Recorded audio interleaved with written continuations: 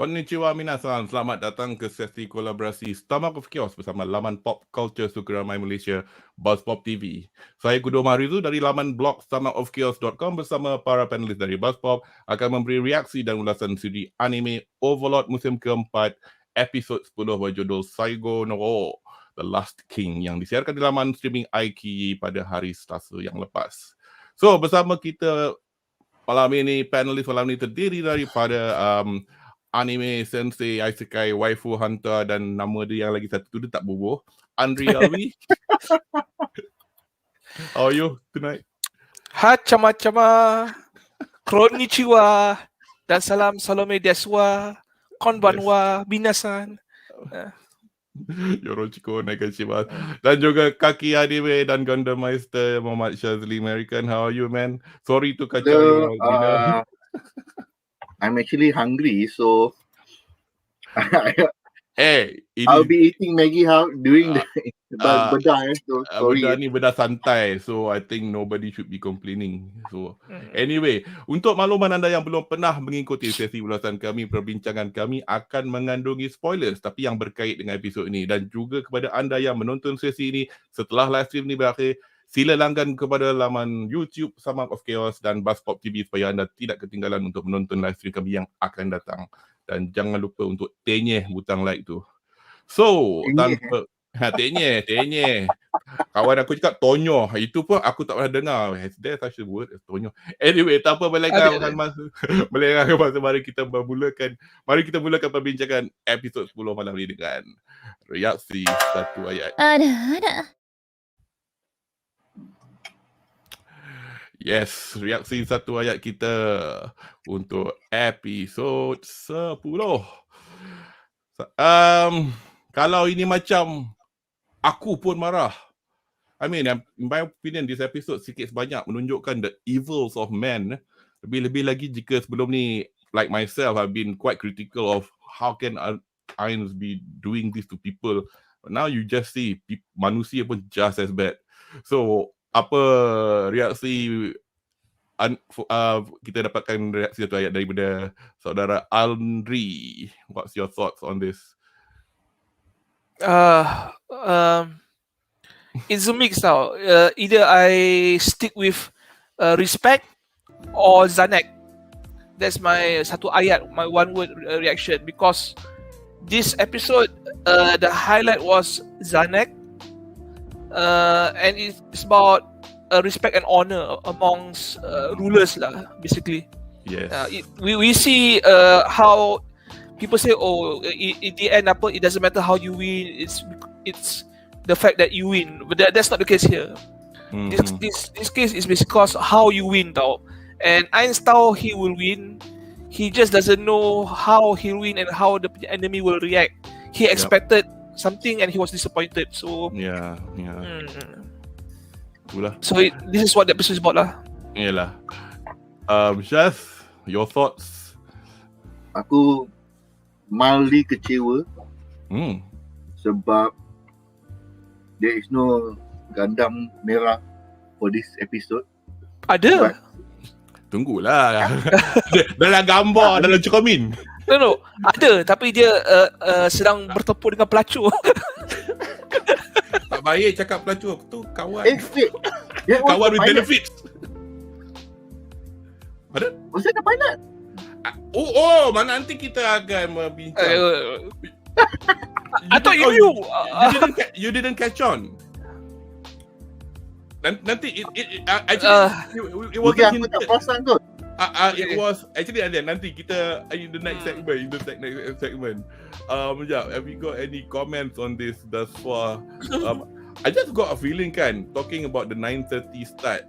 I think a lot of people think it's 9:30, but anyway, we don't have any reaksi satu ayat from penonton di rumah yet. they might be giving it to us later. Right, so apa kata kita ke ulasan segmen pertama kita malam ini?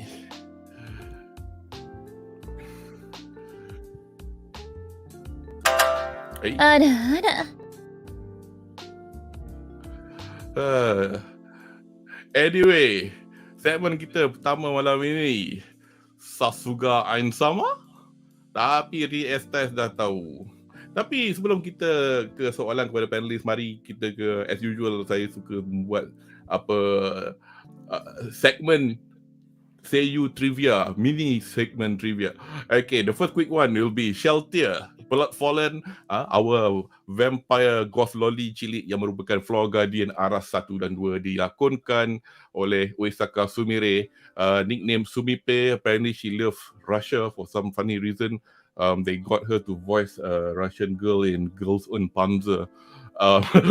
Nama Nonna. I don't follow that, but I follow. So if that's a Russian girl, that's her. She's the Ditsi Arisugawa Aya in Tonikawa. She's Nagatoro Hayase, and they're redoing Urusei Yatsura, so he'll be the new Lam. Yeah. So the next one is She like to voice character pendek Macam Not really. Nona was quite tall. She's the vice commander of the Russian school. Different. Aku tak tengok. Dulu nak tengok tapi macam tak pernah tengok. Tapi macam the only thing that I know of this anime is that menari yang pakai baju pink tu. Yes, which I find anglerfish tu. I find that really funny because it's like a dare, or is it like if they lost a battle they have to do it or something? But I find that really funny. It's a show that surprises you lah. It has a lot of cute girls, a lot of cute moments, but the tank battles are solid. Anyway, so onwards to our next person is Cocytus, the frozen monstrosity guarding Aras 5 that looks like a cross of a lobster and an insect. It's voiced by Miyake Kenta, guy with glasses there, and he's All Might in My Hero Academia. And aku All Might satu hal juga. Dia lah Muhammad Abdul. Muhammad Abdul kan. Aku tengok dia kan, aku gelak tau pasal aku tahu pasal part 3 punya core 2 tu, pasal dia orang dekat Cairo kan, dia dengan Joseph Joestar macam got stuck to each other. So they were like gay connotations, but bukan pasal dia orang nak buat, bukan they were stuck, but it was so funny. So funny, kelakar gila. That was the gayest moment in JoJo, and JoJo's pretty gay. Exactly. And they had to do it like that, but I was laughing my head off watching that. And he's also King Boss in Osama ranking. He's Boji's father. So yeah. Anyway, so back to our segment lah. SASUGA AINZ-SAMA, RE-ESTIZE dah tahu. Actually, yes. Luckily you are on the screen now, Shaz. Malam ini kita menyaksikan sekali lagi situasi di mana AINZ berpura-pura to be in the know about everything. And then as usual, there'll be the response, SASUGA AINZ-SAMA, everything you are doing is perfect.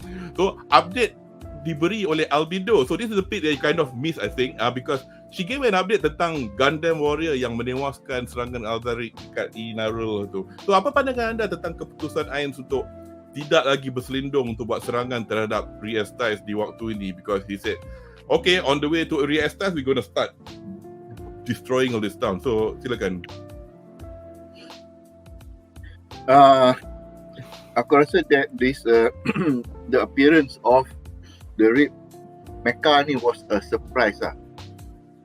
So muka dia. This is so dia nak cover line, tapi sebelah dia pula ada dia punya one of dia punya ni kan, apa NPC dia kan. So dia salah lemak. Aku dapat macam ni nak nampak.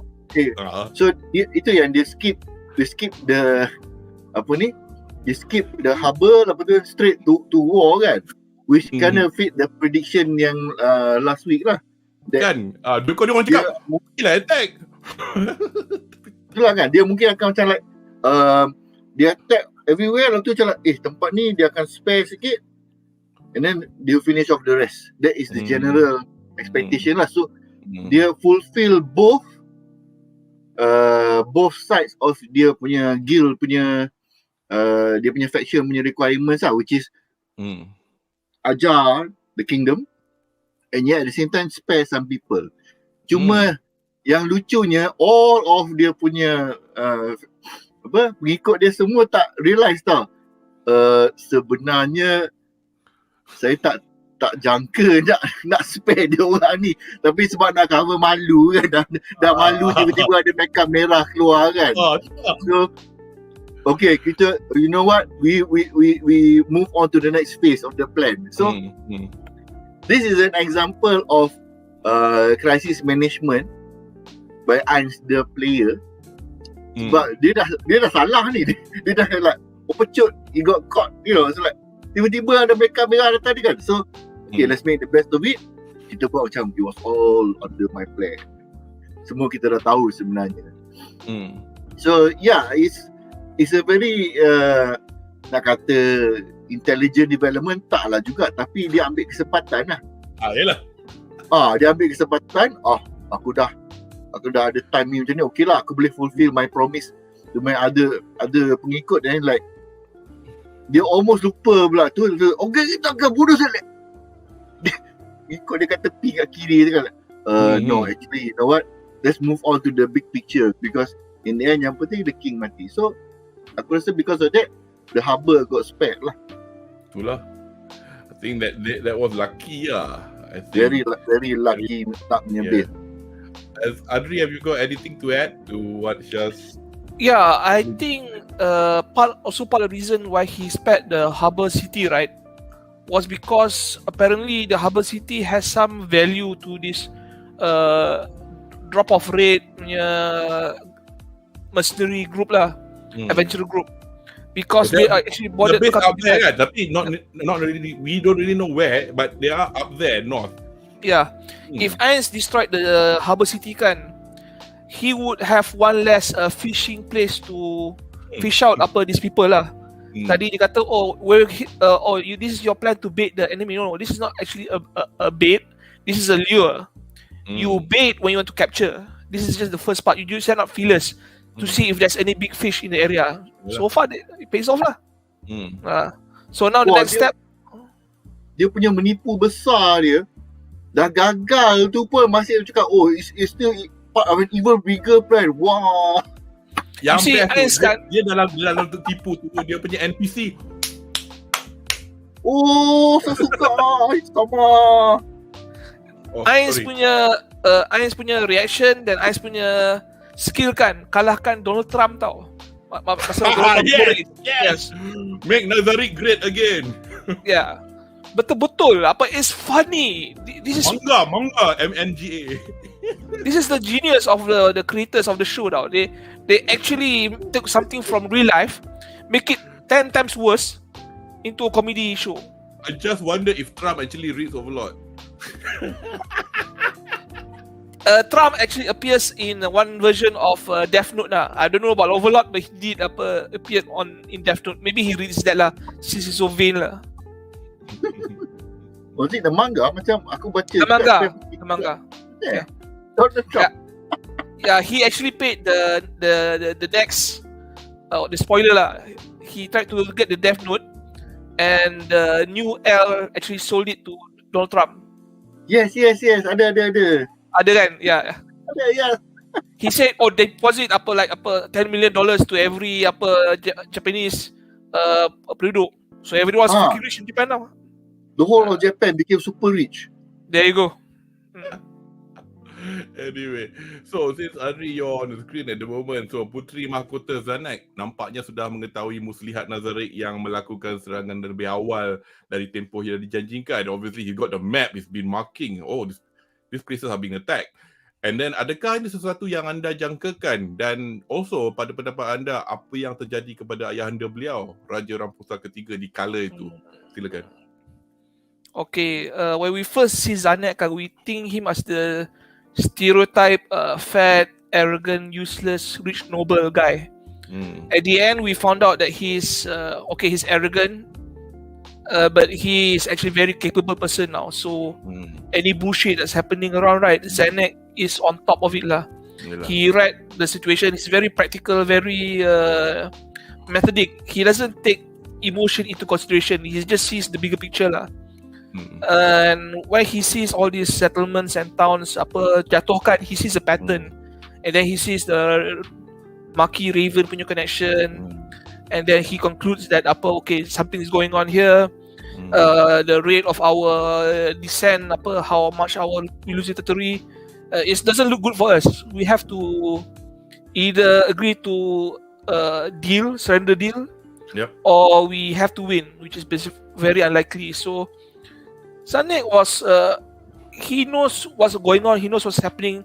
I think just sekepala dengan Ain actually tau. He had of the same mindset tau. He can understand how he operates.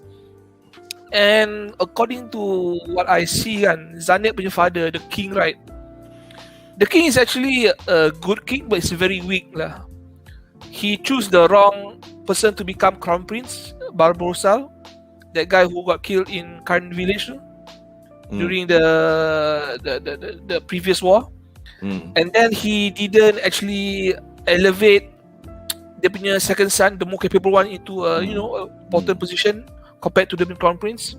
And then the worst part kan, he actually let the noble faction kan grow tau. Sampai dia punya king faction kan cannot counter properly. I mean, you can have factions inside the court, but make sure that doesn't want challenge the king's faction. So he's quite weak. And of course, another reason why he's weak is because he wants to make everyone happy tau, inside his family tau. He's a family man. He's not actually a great king like maybe his previous ancestors were tau. I mean look like every year kan there's like a majlis perang dengan the empire, right? Yang dengan empire baru tu. Yeah, and you don't put up castles and forts and nothing tau. Exactly. You just have one padang bola to actually fight for, maybe 1-2 months and then balik. And even then pun you could argue that, I mean, baru pun satu dia attack takat-takat tu dah apa. I mean, I don't know, dia nak tunjuk might lah tu, tapi but they never like actually go forward to attack the city. As usual kita tahu kalau kita tengok anime Overlord ni, kepada yang pembaca light novel, adaptasi ni dia tak ambil everything untuk dianimasikan. So mengikut jilid ke-14 light novel ni, sebenarnya at this point ada satu hint, because masa Puteri Rana masuk pejabat dia, I think let me just go to the next overlay lah, since we're gonna speak. Actually, this overlay is meant to be on this one. Anyway, okay, so Rana actually came to visit him, and she was asking Zanek how's father doing? Lepas tu macam Zanek kata, I'm not that cruel, I'm not gonna kill him or whatever. So sebenarnya at that time he did a quiet coup, rampasan kuasa. So he is actually at that time, I don't know, raja, what do you call it, pemangku raja or whatever they call it. I mean, obviously brother dia dah tak ada, so he is running the show. So apparently, so ayah dia. Anyway, ini soalan ni this explanation, I mean, I'm just going to go to kategori dia soalan. Abang ni menjawab soalan pertama lah. So Zanek dah jadi raja yang sah ke? Rampasan kuasa. So kalau dia buat something to kat ayah dia, macam dad, you duduk sini, I'll run the show. So whether or not dia dah jadi raja ke, raja pemangku ke, dia running the show at the moment. Macam mana Zanek tahu operasi sorcerer kena buat serang? I think as much as Demiurgus kacau all the communications, ni dah by this time masa scene ni dah dekat sebulan dah. Quite a lot of things has happened. Something will filter through. I'm sure dia dah tahu dah by then. And kampung kena serangan tu di bawah kerajaan Zanek. Nombor 2 tu is very simple. Dia tengok makin lama makin banyak tempat yang tak ada berita. Correct. So dia suspect. Tu Ini satu. bila tengok dah Lagi jadi, tu, dah jadi a pattern.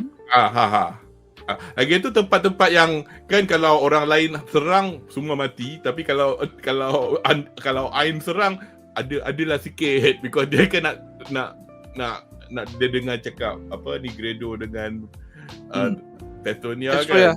So some of them may have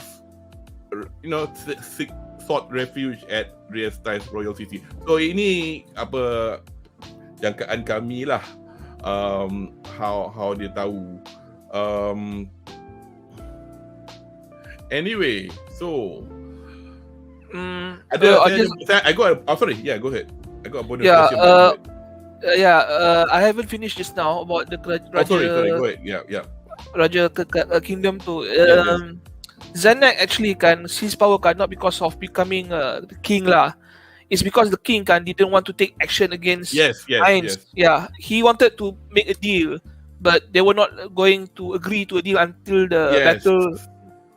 Tak nak jumpa until Zanek nak jumpa dengan AINZ. So his father had other ideas. Father dia nak buat benda macam I'll give my head. And I think Zanek wants to be more pragmatic. It's a symbolic gestures. Zanek knew AINZ would not be moved by this lah.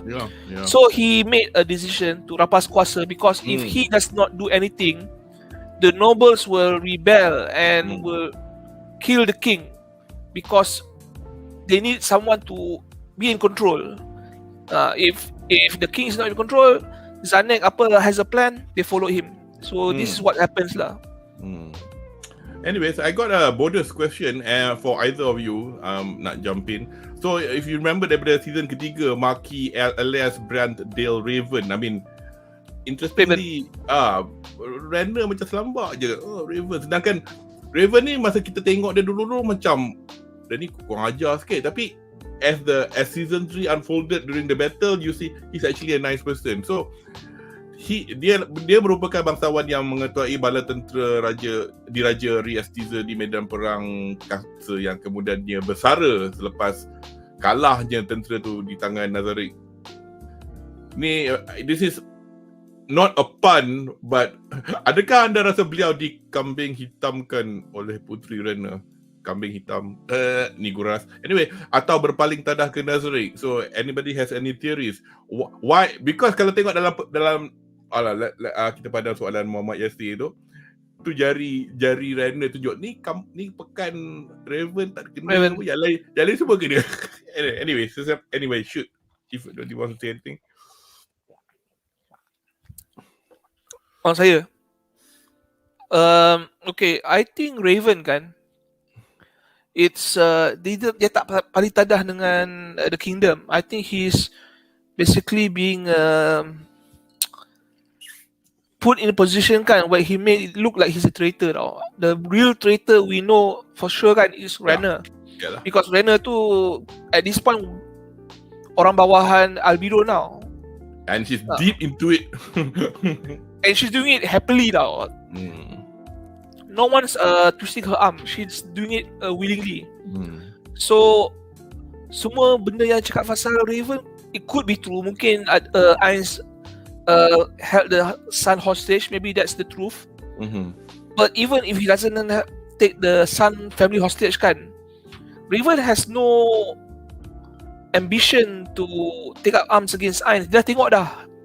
I've seen the best of our army commanders, my best men. We can't do shit against AINZ. And he was there alone. Ini kan dia punya army dengan kucu-kucu dia. So he may just sit there, quiet there, right? And try to do the best lah. I mean, if you read books on Max Brook punya buku World War Z, Survival Guide to Zombie Apocalypse kan, one of the strategies to fight the undead, right, is actually to hold up and defend yourself instead of just fighting them. Because if you fight them, you create noise. At least if you stay put kan, there is a chance that they either overlook you or they come and to make a deal. I think that's what Raven is doing because he knows no matter how far he runs kan, they will chase. And if he does not die at the hands of AINZ undead horde, they would die by other kingdoms punya politics parties lah. It's a lose-lose situation. Syaz, have you got any thoughts on whether or not That's actually a good point that Anri raised. Because the traditional way untuk kita deal dengan undead in general is always to but undead holy water tends to be they akan raised from the dead, of course. That's why they become undead. And usually they are left alone. Bila they are left alone without the will of the creator, they tend to be tak ada arah. Sama macam yang tadi kita talking about fantasy Yes. Sama dengan science fiction or fiction punya like modern zombies. Because modern zombies do not have free will, dia tak ada sentience. But fantasy punya setting, the zombies tend to have, they will adopt the will of the creator. So they tend to move and do what the creator does. So dalam case ini, kalau katakan dia orang tak berpaling tadah or at least work for dia orang punya interest kan. Yes. AINZ may not be there physically, but as we can see dalam dia punya serangan on the harbor, even the minions, dia punya Death Knight dengan Death Warrior are capable of controlling the zombies to a certain extent. Yes. So knowing that, I think they made what do you call it macam Anri kata lah, you buat A pun salah, B pun salah. So daripada aku salah mati, biar aku salah hidup. You know, that kind of thing. Dua-dua pun dah salah ni. Dua-dua is gonna cause me hell. Hey, I am wrong either way, biasa aku hidup lah. That is a decision that a lot of people who believe yang kalau kita talk dengan Japanese culture kan, orang yang by the code of the Bushido and everything, is better to live without honor. Tapi orang yang choose to live without honor ni because they value their life more than their honor. So macam tu lah. Will be looked down. And lagi satu pun, ini just me theorizing lah. I mean the fact that Raven's stronghold or area dia was safe, Renner could have easily told them just don't disturb this place, and then so that I can create any macam lah misconception lah. Kata, oh look at this guy, I think he's behind all this. That's why kalau it's you not tengok taking peta, this place. Kau tengok peta ni kan, obvious gila tau. Dia seorang je yang cara dia seorang je kan. Yang lain tu buat act relax. It's like dia macam kat black, dia punya northern side dah kena, dia punya eastern side pun dah kena, western side, southwest pun dah kena. So why is, kalau dah ada zombie horde dengan moving in general towards the capital, dia macam semut, dia bypass? macam semut elak dia elak kan, dia macam ada benda besar kita keliling. So mungkin this is also part of siapa nama AINZ punya strategi. SASUGA, AINZ-SAMA. SASUGA, AINZ-SAMA to keep some people alive as well. At that point of time lah. Tapi when they realise that the harbor was a bigger deal, okay, kita will spare the harbor because that is my promise to my people. So like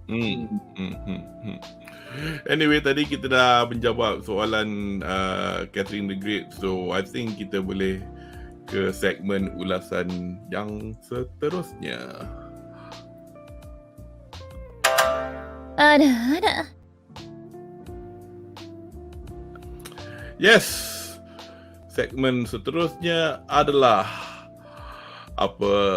kita diperkenalkan dengan beberapa lagi watak baru, bermula dengan Gundam Merah daripada episod 9 yang lepas. Just a quick rundown as usual lah, my favorite bit. So nama dia Azus Andra. He's basically just a short resume about him without trying to spoil too much or whatever. He is actually bangsawan RE-ESTIZE, pengembara bertaraf adamantite dan ketua kumpulan drop of rate. Dan dia bapa saudara kepada ketua kumpulan Blue Roses. Lucky, because obviously lah kita tahu in fact masa tengok season 2 ke apa, nama dia pun kita tak tahu, tapi nama dia Luckiest Alvin Dale Andra. So the surname, I mean, I guess if you were a reader, you'll know lah. So as usual, last week kita dah sebut dia ada powered suit, nama armor of reinforcement, and kita theorize whether is it a Yggdrasil punya ni. Tapi we'll leave it at that. Dia punya seiyu dia nama Kase Yasuyuki, and to siapa yang kanker yang layan Victory Naruto, he was Kankuro, like from the Sand Village, yang ada dia punya skill dia ada wooden puppet tu. And he's also Mikitaka Hazekura. I've not watched Jojo Part 4. That's the guy. He's supposed to be an alien or something. Tapi another trivial point is, if you guys siapa yang layan Spy Family, ingat Yuri kan, yang special secret service untuk Ostania tu, he is the guy who he's the seiyu for the officer yang muka macam Mads Mikkelsen with a scar on the eye. Oh, okay. That's him as well. Karakter yang sangat kecil lah. Tapi itulah, I mean like he's everywhere. Well, masa dia Kankuro, he's he's old lah. He's my age or something, if I'm not mistaken. Dan lagi satu, kita diperkenalkan dengan watak-watak baru dalam segmen ni, would be this bunch of people. Mereka ahli black scripture daripada Theocracy Slain, or in Japanese Shikoku Seiten. Secara ringkasnya, Shikoku Seiten ni mempunyai 12 orang ahli dan merupakan unit tentera khas terhandal di antara 6 unit scriptures yang berkhidmat untuk negara Slain. Kita dah pernah jumpa Sunlight scriptures. I think they bukanlah demolish them, but I think they got ditawan or something, bawa balik ke Nazareth. Tak ingat sangat lah, tapi tu yang dalam season 1 yang masa dia ada Archangel besi tu, ingat tak? So that was the sun. Yang dia summon the angel, lepas tu dia kata this is the strongest angel who bring justice to you lah tu, macam tu lah. Ini je. Itulah. Ini aku farming experience dulu bro. Itulah. Just a quick introduction. So 3 orang ni, so dalam 12 tu they are divided into seats. First seat, second seat sampai ke 12 seat. In this group, the leader is the 5th seat, Koyes Hazia Kointia, nickname One Man Army. Dia punya seiyu dia kawan Shikengo, who's Toikito Muchiro, the quiet little boy who's the Hashira, the youngest Hashira. So we will see him in season 3 Kimetsu no Yaiba when it airs next year. Tapi yang tengok Mobile Suit Gundam Iron Blooded often, he's August Mikazuki, the main character in that series. And then on the left, Mama Bagak tu, dia orang ni tak ada nama. I mean, I don't know. I mean, I had to look this up in the wiki. Daiju Sekiji, which basically means 10th seat. Nickname the strongest human. Dia seiyu dia nama Hoshino Takanori, does voices in Gintama, Kuroko's Basket and blah blah blah. Why is the thing I noticed that he's siapa? Mama kuning ni? Tak, Mama besar tu. Belah kiri sekali. Yang tadi tu was the middle guy. Leader tu lah. Tengah tu. I thought you were going from left to middle. No. Right? I just macam mana orang kurus ni the world's strongest man? He could be because dia Abang Clementine. Yes, that is why last week kita orang dah sebut asal muka dia macam Clementine. So memang betul lah dia ada relation dengan Clementine lah. Yes. And Clementine, she kills a lot of adventurer from a lot of different class lah, even gold, platinum now. Dia pakai jadi cawat dia. That shows you how strong Clementine was. Clementine is still alive, Anyway, just one more point about the strongest guy ni. Dia punya seiyu ni kan. So whenever Henry Cavill Superman has a Japanese dub, he's Henry Cavill. Oh. Anyway, So the girl, 11 Seed or Daijui Chisagichi, nickname Infinite Magic. I love her hat. Ada tangan lagi. Boleh macam buka. Dia Iwami Manaka. Siapa yang layan Fruits Basket? She's the protagonist, Honda Toru. And she's also Makia, a movie yang saya tak akan, apa orang cakap, takkan malu nak mengaku lah. Saya menangis 3 kali tengok. Kalau korang ingat, korang tengoklah Makia. First 50 minit dah derai mata. Movie apa ni? It's about a girl, macam diorang ni macam hidup lama, macam elf lah. So she's a young girl. Dia punya kaum dia reti buat ni, buat tenun kain or something.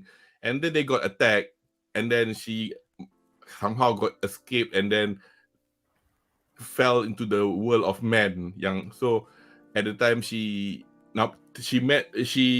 stumbled upon a baby whose parents died, and she bela lah that baby. But biasalah cerita ni pasal dia punya lifespan dia lama. So she outlived the baby. So this is a brilliant film. I watched it at they did a Sheffield Anime Film Festival. It's not a new film. It's been there for a good probably 5-6 years. The name of Mari something. The name of the director and the writer. She writes. I think she wrote Mobile Suit Gundam Iron Blood Orphans. I might be wrong, but memang left field gila. Kau ingat cerita dia cerita jiwang je, but she actually writes. And the anime that she's been writing for were actually things that you never expect. But anyway, itu kita menyimpang sikit lah kepada karakter baru dalam segmen ni. So kita akan ke Anri first. So di segmen ni, Blue Roses dan Azus Aindra sebagai ketua Drop of Red dikumpulkan oleh ahli Black Scripture. Pada pendapat anda, apakah tujuan teokrasi Slain di sebalik jemputan itu untuk mendapatkan safe passage yang bakal memudahkan kumpulan-kumpulan pengembara ini untuk mengelakkan sebarang pertembungan dengan pihak Nazari? Silakan. Okay, if I were the Slain teokrasi kan, and I send the Black Scriptures to the kingdom kan, they have possibly 3 major duties tau. Dari kepentingan mungkin berbeza lah, but not that difference lah. The first is gather information about the AINZ punya Sorcerer Kingdom. Tengok how big is the threat to the Slain theocracy after they finish with the kingdom.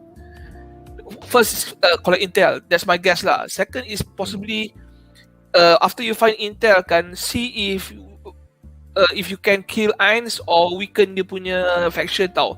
That means could kill apa macam dia punya executives or the floor guardians kalau boleh lah, which I think highly unlikely. So I think it's more intel gathering lah, because that killing AINZ or actually assaulting the Sorcerer Kingdom directly kan could be a direct act of war and backfire to them lah.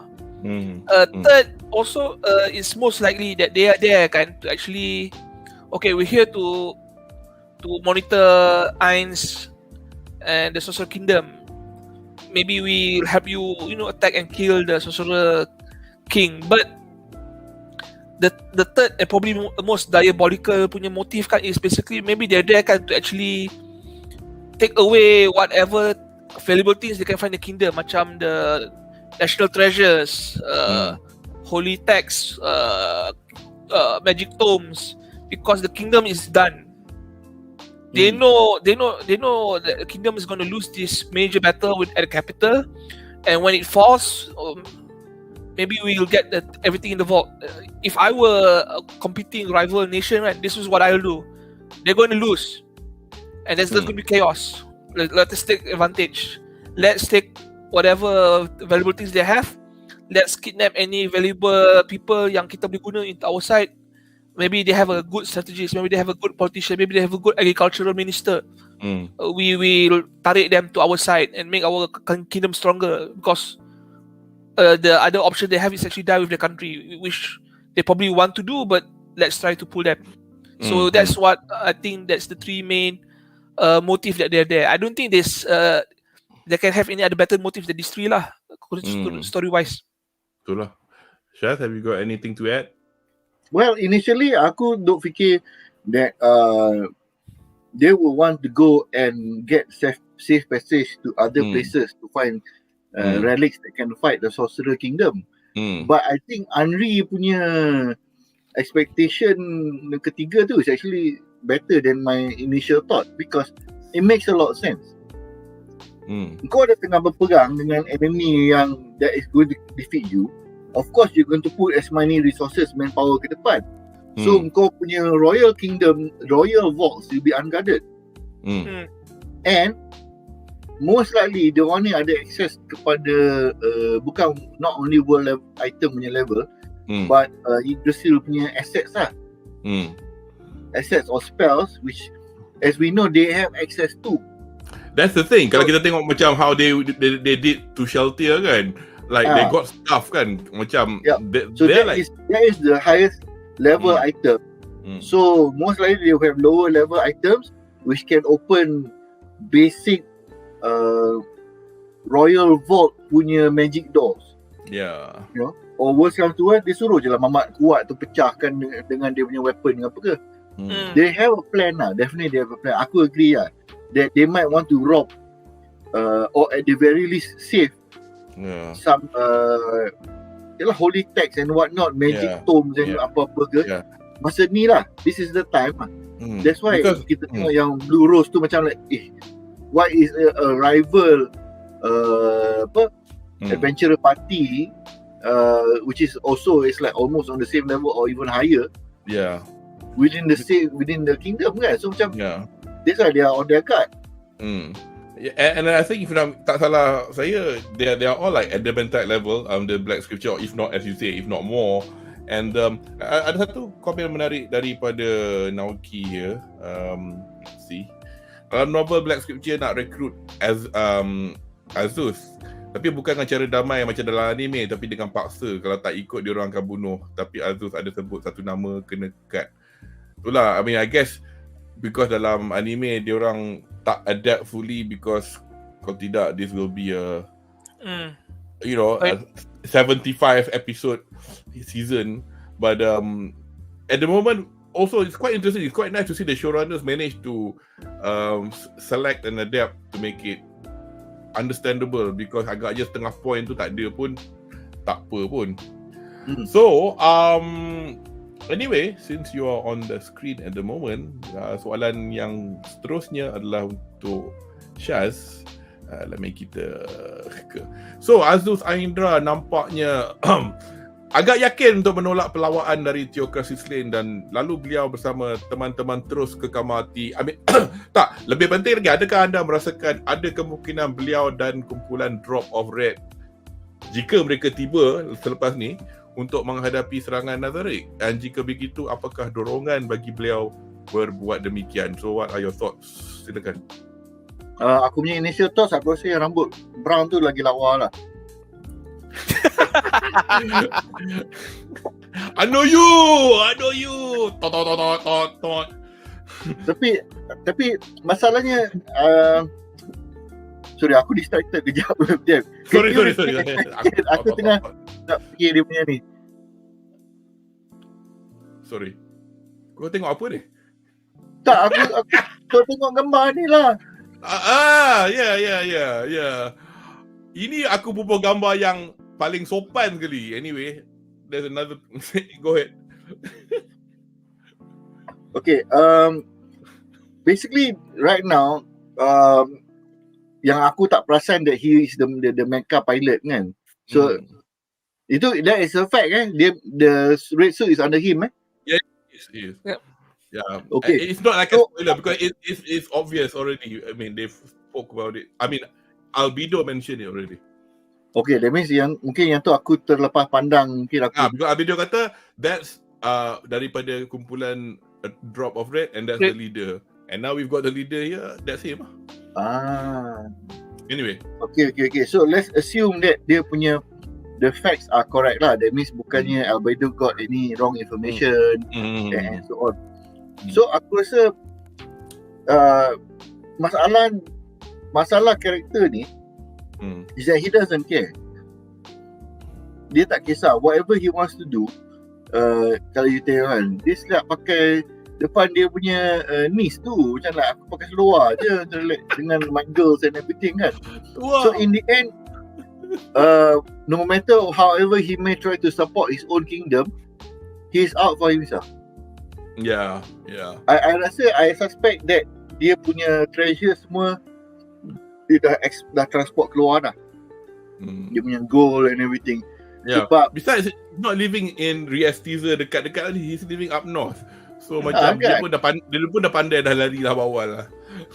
Dia dah dengar, dia dah nampak the fact that he sent or he pilot the mecha itself and save the harbor means he knows what's going on. Yeah.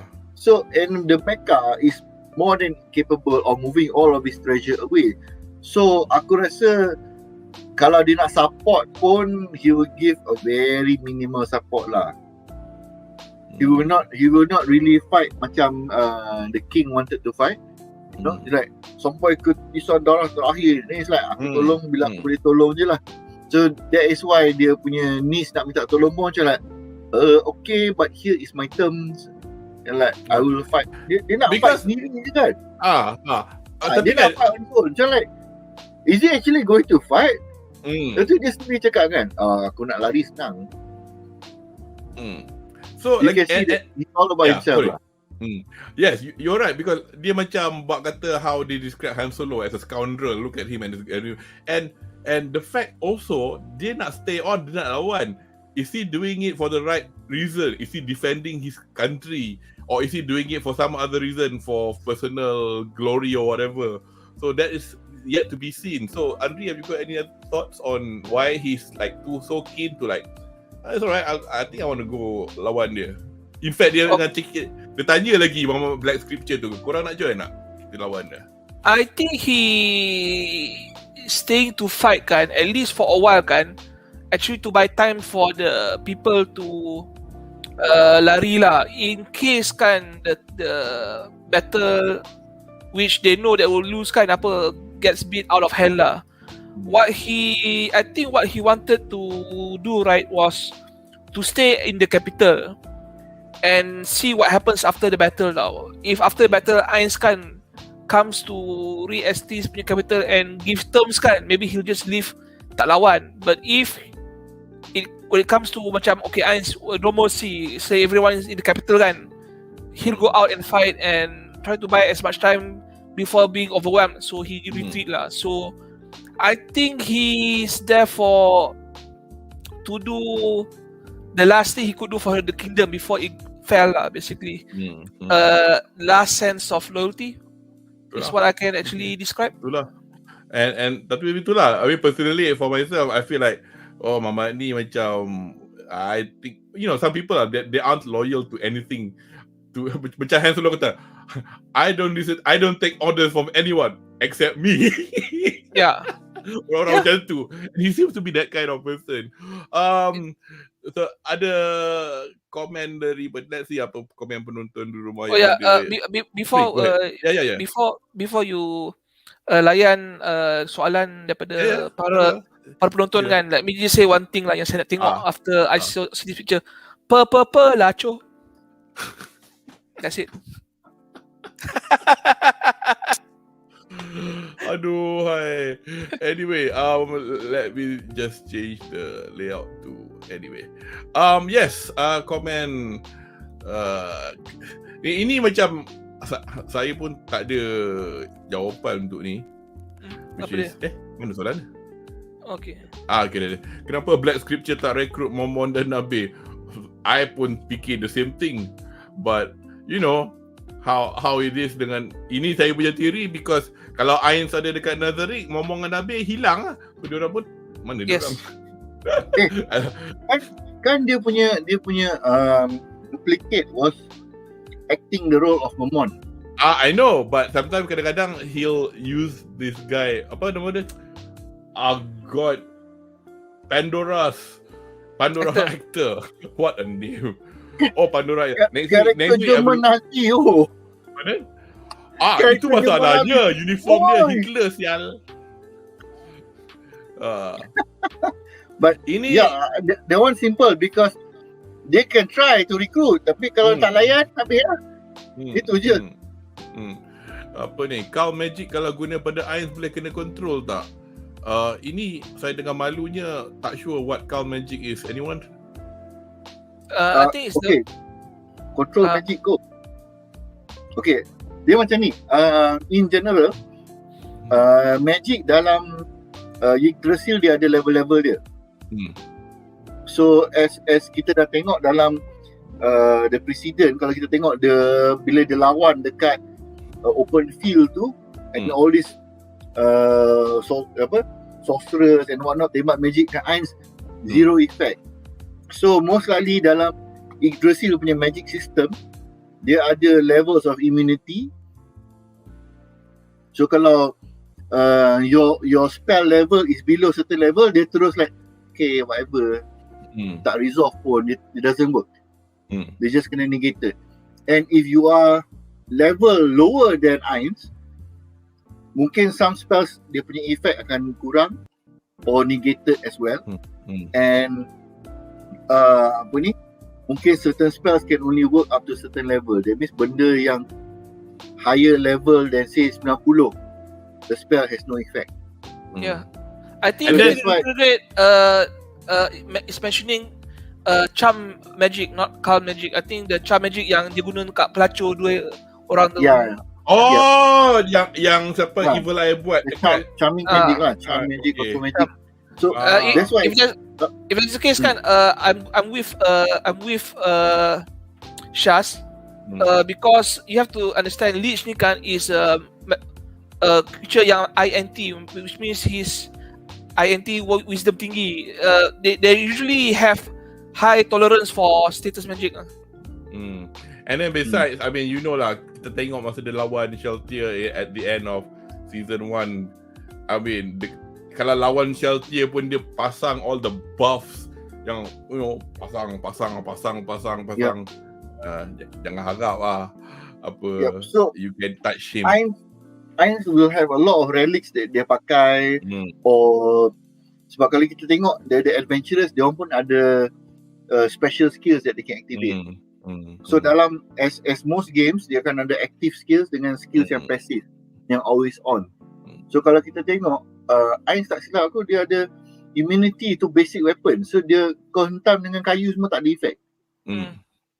Kan? So that is only one of it. So I'm pretty sure at his level, and bukan saja at his level 100, but the fact that he is in the number 1 raiding guild that has done so many things, dia mesti ada additional custom abilities which can only be accessed or rewarded kalau you achieve certain events.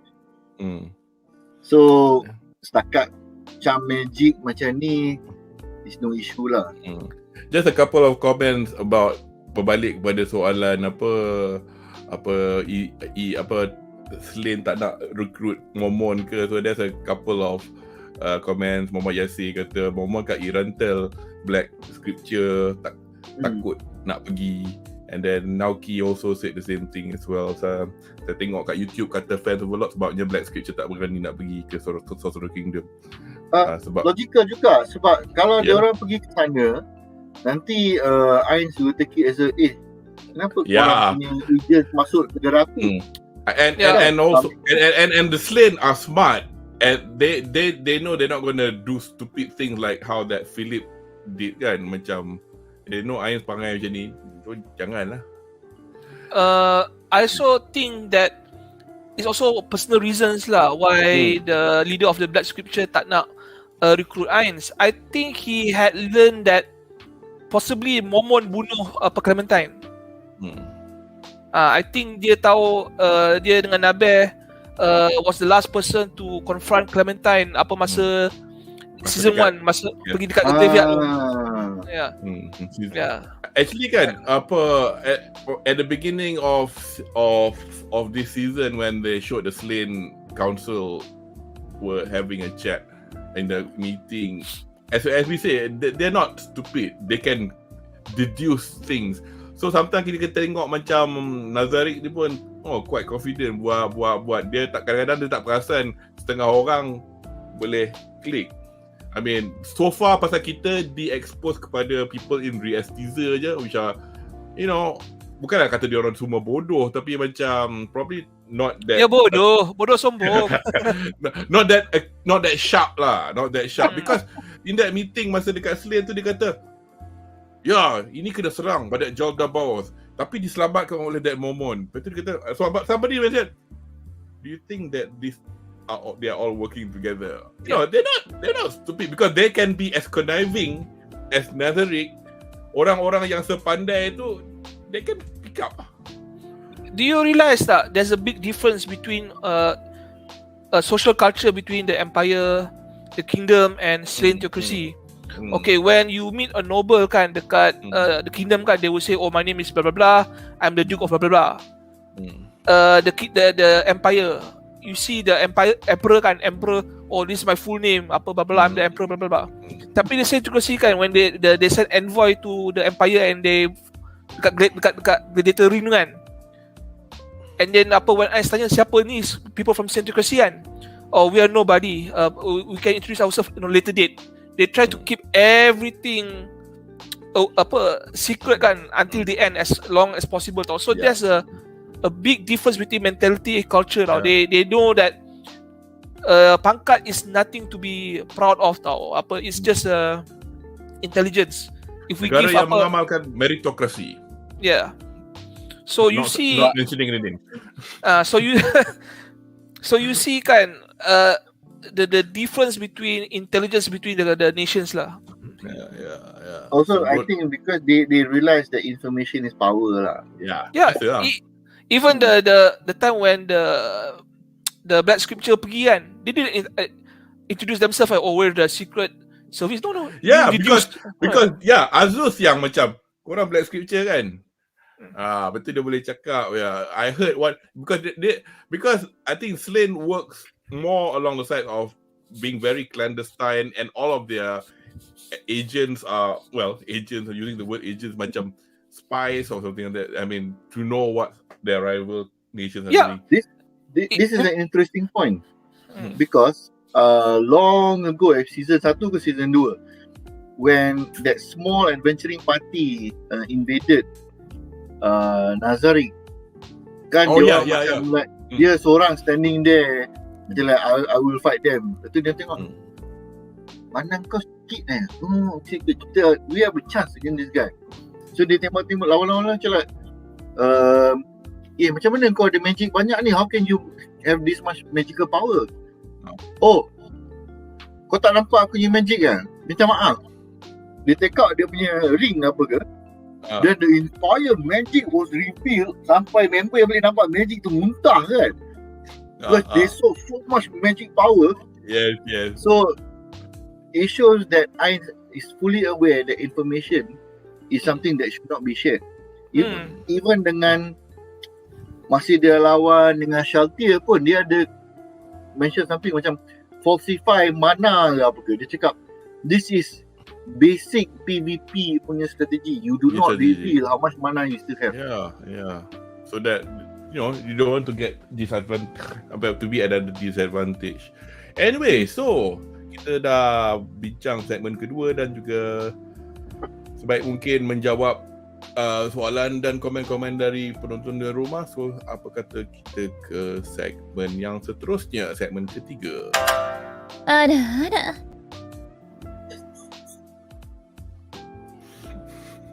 Syaz suka enggak?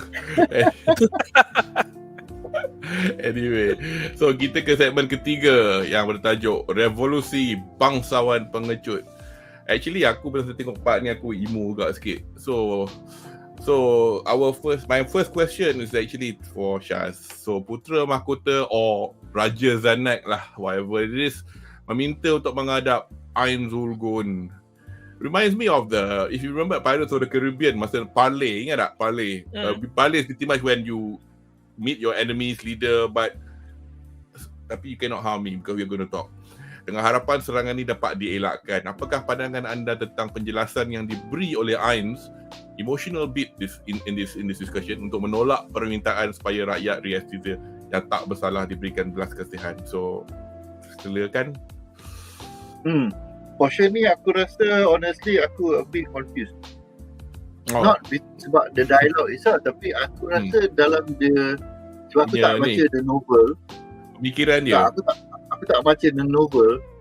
So I think in the novel the meeting might have been longer. Yeah.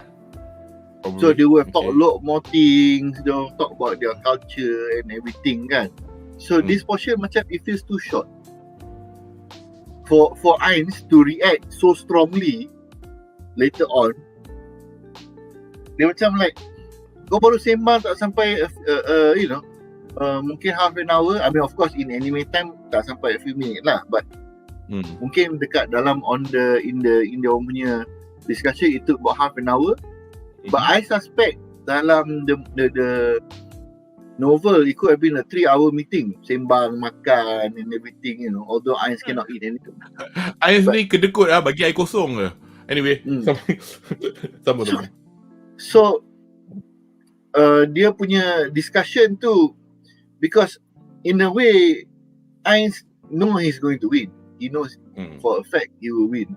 So he wants to know who is this fella who overthrew bapak dia yang nak a peaceful solution and is brave enough to stand for their nation. Knowing for a fact dia dah tahu dia strongest warrior mati jentik macam tu je. And the news that Irantel surrendered because of 5 kambing besar. And you're here with me face to face. Berani tak berani this guy? And also wearing dia punya greatest warrior punya armor kan. So aku rasa it was a gesture of honor, and that's why bila Bedah cakap dia cakap no, sorry aku kena pergi seorang. Even Cocytus pun offer to escort pun saya cannot. Because King Zanak arrived alone. Berani tau dengan askar beribu kat belakang, dia datang kuda pendek ketok ni, aku seorang. Aku nak jumpa king korang.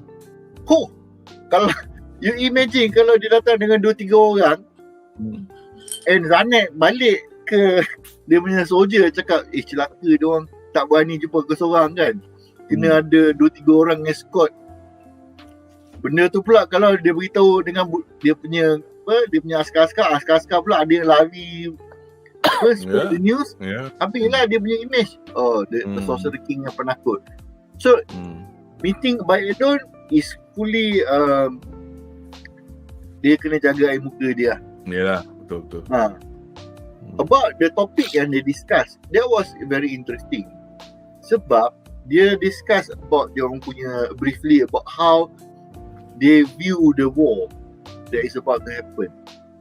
Boleh tak? He is Zanak ni who is clearly on the losing side. Dia tak ada position nak bagi apa pun. Exactly. Minta jasa baik, boleh tak kita jangan lawan. That is like, wait, berani kau. I mean, dia tak demand stop the fight. No, minta jasa baik. That is in general. Kalau orang yang berani tapi dah tak ada jalan lain, that is the only way you can minta ni lah, you can stop a war. Tapi AINZ does not even offer all option. No. I need to go. I must go to war. Because there is no way around it already. I think also AINZ is trying to prove a point that in his opinion he is doing the right thing, but to say that dia tak macam like how Zanak did say, he's actually quite human after all, because he said I will give you a respectful and a painless death, as opposed to mampu kah aku kesiatkan daging kau sikit-sikit masa buat sate ke apa kan. So this is a very important point. Yes. Nak kata macam mana assuming in the news that he is very human spreads to other people. That might be a weakness that can be exploited. Yep. Itu satu. But kedua, bila dia cakap all his terms, things that this when you seek joy, happiness, what will you do? You will do anything. Kan? And doing this makes me happy. So, adakah that is the words of AINZ the player? Or adakah AINZ the character? The words of AINZ the character? This is a very big point. Sebab kalau betul-betul he is that comes from his heart, that means dia punya character is slowly taking over the player tau. That means he is becoming less the player and more of AINZ the character. Yeah. Which is quite scary. Or that might be the entire moral of the story. Is that you have to be careful of who you want to become, because it might actually come true. Or it could be something different. It could be the player is merging with the character and becoming a new other persona. Someone else. Someone's not the character, someone's not the player. A merge of the two. But just to add Shah's bit kan, I think AINZ is actually there because he wanted to. I think he feels he owes the kingdom kan. An explanation. At least, An explanation. No. He's trying to eliminate the kingdom. Okay. And Zanek knows why. After dia dengar explanation, he doesn't want compensation. He wants to make the kingdom an example. Do not fuck with the Sosur kingdom of Nazarick. We will kill all of you, and no amount of apology or compensation or kowtowing will save you from our wrath. Okay, that part Zanek faham, and he made peace with that lah.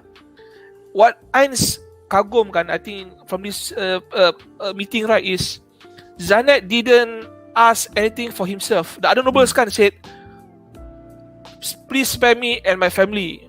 He was expecting Zanek datang kan, okay, you can kill the kingdom, but please spare me and my family. Let me move away to another kingdom and live in peace, and so you'll never hear from again. I think he was expecting that, but Zanek didn't even mention that for himself tau. Yes, exactly. Exactly. Interesting. So he said, okay, so this is a true noble, have pride. Exactly. Choose to die among his people. Okay, I can respect that. Itu yang bila kat hujung tu dia kata aku punya mood dah berubah. Bosan. Because somebody who is honourable, who is willing to face him on the field, was killed by cowards. We're gonna go there in a bit. Because that's the next question. Nanti kita discuss nanti. Tapi just a quick one. You can see in the overlay, aku saja pilih those pictures pasal throughout yang aku macam bukanlah emotional, tapi macam rasa macam a bit poignant lah tengok meeting ni, dengan how, as you say, Anri, that you know Zanek is making peace lah with the fact that okay, we are screwed, okay, I've done my best, and you know I'm the leader of the country and this is how it works and all that. Tapi kan while they were talking, see those two butterflies. The white butterfly, in Japan, it signifies the souls of the departed ones. You kind of like, when you look at that, he's going to die. I mean, at this point, kita tak tahu lah how he's going to die, but we will talk about that next week. Tapi macam, kalau tak pasal Zanek pun, it could be the whole RE-ESTIZE people in general. You guys are gonna go. And it's so, I think, very nicely done, very nice and poetic, that bit. Okay, we'll go to the next question. Honestly, aku rasa just to summarize benda tu kan. Aku rasa macam sedih that they are actually going to war. Yes. After learning of Zanek punya actual nobility, sebab mula-mula kita tengok dia macam budak hingusan yang willing to macam like terkejut lah, ni anak orang kaya, pemalas, you know. Dah lah betul. I know you can say orang gemuk bukan yang mesti dia jahat, tapi macam the way that they draw him, macam ni sure spoiled brat kat sekolah, sure kaya. So he looks like he looks like the character kan, the stereotype character in a hentai story that pays to have sex with the maid now. He looks like that. The anak orang kaya, and then dia duk kejar the maid and everything. Lepas tu hero selamatkan. Lepas tu hero tu dapat the maid. That kind of bullshit. Yeah, I can imagine it. But that's the thing, you see. Right before dia dah gone, they show him for how good her character is. Basically, the past 1-2 episodes was him becoming the man that he was destined to be. Yeah, the king, fikir logik, buat benda betul. Even dia usurp the throne pun atas alasan yang betul. Yes. And dia letak in a safe place. Bukannya masuk dalam dungeon campak kunci. Atau bunuh budak kita. Ayah dia siut. For all you know, the father is transferred far away from the capital, alive. Yeah. For all you It know. could be. Because he knows that the father dah lost the will to fight. For the kingdom to be safe, you need to put up some form of resistance. Or at least parley, minta ampun. Tolong jangan serang kita, boleh tak? You know. Tapi bapak dia cakap, aku nak bagi kepala, boleh tak? When Abedo said tak boleh, dia terus jam. Dah tak ada idea lah. So you have to take action lah. Tapi itulah, all this culminates into the bit where why now we're going to question 6, and then why my reaksi satu ayat was, kalau aku pun marah. I mean, you could see the way they animated AINZ after he receiving that raid back, how angry he was. Cara dia bagi back tu dekat Albedo, cara dia tangkap tangan, aku masa betul, shit man. I mean, this is not just a cartoon, you know. Dia macam berlakon tau, orang tu macam Anyway, soalan Tuan Anri, adakah anda merasakan yang Putera Mahkota Zanet telah membuat yang terbaik dalam masa yang singkat? I guess we have kind of touched this. Semasa beliau menjadi Raja Pemerintah RE-ESTIZE. Dan adakah pemberontakan mengejut dari bangsawan-bangsawan RE-ESTIZE untuk menyelamatkan diri dan keluarga mereka sesuatu yang boleh dijangkakan? So, Anri, your opinion please. Okay, Zanet did his best, and it was actually better than what people can be expected lah. I mean, all other normal rulers cannot do as good as him tau. Because after the meeting dengan AINZ AINZ has dia punya will dah waver tau. He's not keen on slaying everyone. He said, I'll kill Zanet, and then maybe I'll march towards the capital and offer terms. Because of how Zanet fought on the battlefield lah.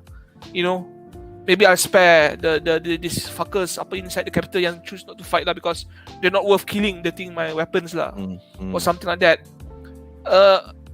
That was after meeting with Zanet. Zanet appealed to AINZ not as a ruler to ruler. He appealed AINZ as a person regardless if he's a leech or if he's a human. He just being honest with AINZ. AINZ ada soalan kan, he answered truthfully. He doesn't care about the sword anymore or the razor's edge. He can have the sword, he can have the kingdom, but please spare my people. That was dia punya niat That was what he wanted to do at the end. He knows this may be his last act as king, and he's trying to perform it until the end now. So this move AINZ, and AINZ kan is a skeleton and yet we see kan daripada nada suara dia kan, he got pissed dia punya mannerism berubah. You don't see him, you tak tengok dia muka murung anything you see kan dia cakap kan, dia punya nada berubah, dia punya cara diri pun this is an animated show, cara dia berdiri, cara dia posture, he was angry as fuck. It's evident. And then bila dia pegang tangan aura, suruh neuronis sisa semua mati kan. In fact, bila minta mati baru bunuh diorang, itu pun slow. I don't think aura kan dia can recall kan. Bukan dia boleh kata kalau dia nak mati, jangan bagi dia mati. Dia boleh mati. Boleh bagi tapi slow. So I think this is the first time kan he actually stop aura kan by pegang dia So this is the first time he got really mad marah sangat. I need to watch this scene again sebab that small ending scene tu was very strong. Dia punya Serious. I reaction. mean, aku tak tahu lah. Aku bukan je macam kata it's, you know, at the end of the day it's just a cartoon. Tapi masa aku tengok episod dia, aku macam rasa nak baling. Memang bengang gila lah. Bengang Macam ni gila. tau. I mean, actions wise, kita nampak dia baling the head and everything. Tapi masa dia diri tu, masa he was looking at the back, kau bayangkan, kita nampak tengkorak ni tau. It's a skeleton tau. But you can tell he's angry. Yeah. Muka Dia tak buat apa lagi. Dia tengah diri tengok back tu, pun dia dah macam like, I know what this is. Yeah. So, and he's standing here staring. Kau boleh nampak dia marah tau. So macam like, wow, well done on the animator punya part. Yeah. To make somebody whose expression on a bone, because a lot of expressions, Yalah. because dia require muscles and skin and everything Yeah, kan. dia tak boleh senyum. At most dia boleh animate mata dia sikit. Pun macam like, Body It's like- lah, body language je lah dia boleh buat. Nak bagi nampak. I'll be honest lah. Hmm. At this point of time, aku ingat Zanek for some reason would win tau. Or that some loyal soldiers will come out and assist them. Zanek had a fighting retreat ke apa ke, then the soldiers tolong. Lalas mati juga Mamat ni. It was quite sad lah, because right before that you saw how noble he is. So aku ingat he will get the kind of ending that Stronov will get. Macam dah lah pakai armor sikit sama. je betul. Kan? Tak rasa apa pun. Yeah. Dia tak tunjuk pun the fight. It goes to show that Zanek cannot really fight. Cannot fight. He was Exactly. just an act of defiance. Yeah, kan? But itulah I was hoping that they will be like AINZ tengok apa kecoh kat sana kan, dengan dia punya magical camp, tengok Zanek fighting retreat and everything. So like, even among the humans kat sini pun ada juga yang hati pengecut and everything kan. Tengok they just show the resolution macam like, shit. Yeah. Sorry. That was just half of my answer. The other half for the question kan. Sila. Other half of the question kan. Before I continue kan, okay, I agree with Muhammad Yasir. AINZ punya casting was spot on, perfect for the role lah. Yeah, he sounded perfectly in character tau. This whole last 10 minutes tau, memang bila dia marah memang we feel every emotion tau. If there was an award for seiyuism, he could win lah. Okay, the second part of the question about the nobles kan. Do I expect them to rebel? Yes, I do. Because these noble kan are not the ones who went to the previous war tau. Yeah. These are nobles kan yang tak pernah nampak perang langsung tau. They are scared shit.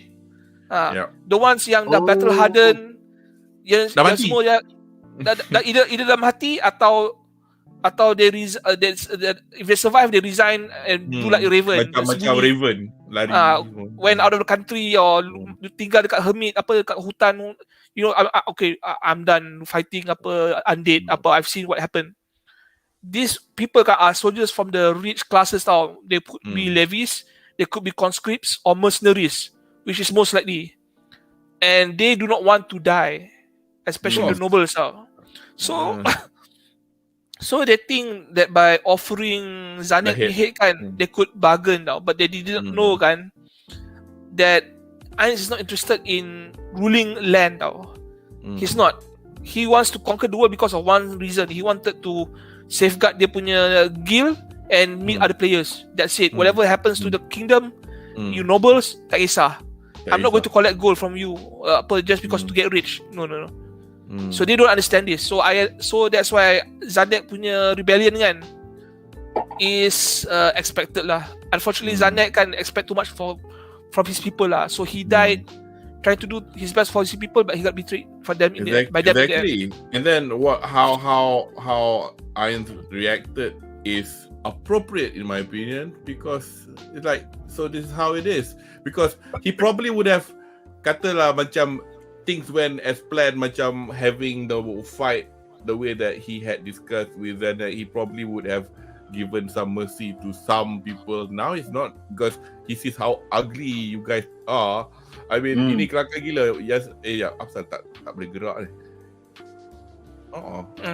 Tak, because Muhammad Yasin tulis Banzai, thank you, Banzai. SASUGA AINZ-SAMA. They do not know that they are heading to a life of extreme pain lah. Okay, aku nak introduce kau to this person. This is what Neuronist Painkill looks like. Yeah. Oh yeah, he's going to cause a lot of problems for them. Oh yeah, flipping that. You see, he's a apa dia ni macam sotong masa nak makan takoyaki. Dia juga akak kawasan. She's wearing bondage gear, but apparently dalam according to the wiki, we tak tahu dia jantan atau betina or whatever. Anyway, dia kakak kawasan aras 5 macam Negredo. Remember the prison level when I said Negredo was on the ground level? She's beneath Negredo immediately. So level 5 tu ada atas dengan bawah. So dia dekat bawah. A torture and information extraction expert. So basically masa Sunlight Scripture kena balun dengan AINZ in season 1, the survivors, she did the job lah. And favorite food dia otak. And She's a bean player. And paling kelakar kali dalam NPC kan, she is one of the worst 5. Then ada 4 other. So gila kelakar. Orang best 5, top 5, dia worst 5. Kalau dia suka makan otak, then she is based off D&D punya karakter, the mind players ke apa, Princely aku tak ingat. Where dia tentacle heads and then dia orang makan otak orang manusia. Yeah, you're right. Anyway, so yeah, let me see if we've got any other comments. Yeah, tukang seksa. Sexy. Tak pakai seluar. Yes, tukang seksa. Brain eater, yes. Yes. Muhammad Yasin pun cakap the first 5. Dia tak ada, and yes, dia tak ada gender, tapi dibahaskan diri dia. One sama akak. Memang betul lah kakak kawasan kan. She looks like akak. I got a rap song in my head at the moment, along the lines of Missy Elliott. Get your freak on. Apa yang kau fikir tu? Tengoklah rupa dia. Anyway, so kita sudah Wouldn't it be funny kan? Wouldn't it be funny? Netflix buat Overlord live action and cast Missy Elliott as Neuronist. Kejam siut. Persis. Anyway, so kita dah tadi habis mengulas segmen ketiga. Dan obviously sekarang kita nak tengok apa akan jadi di episod 11 dan apakah harapan kita untuk season 4 episod 11 Overlord. Ada. So, kita punya next season pula uncle ni dah cakap pun tak betul. Season episod ke-11, Well Prepared Traps or Harimegura Saseta Wana. So this will be lagi 2 hari ya. Kita boleh tengok dekat IQIYI.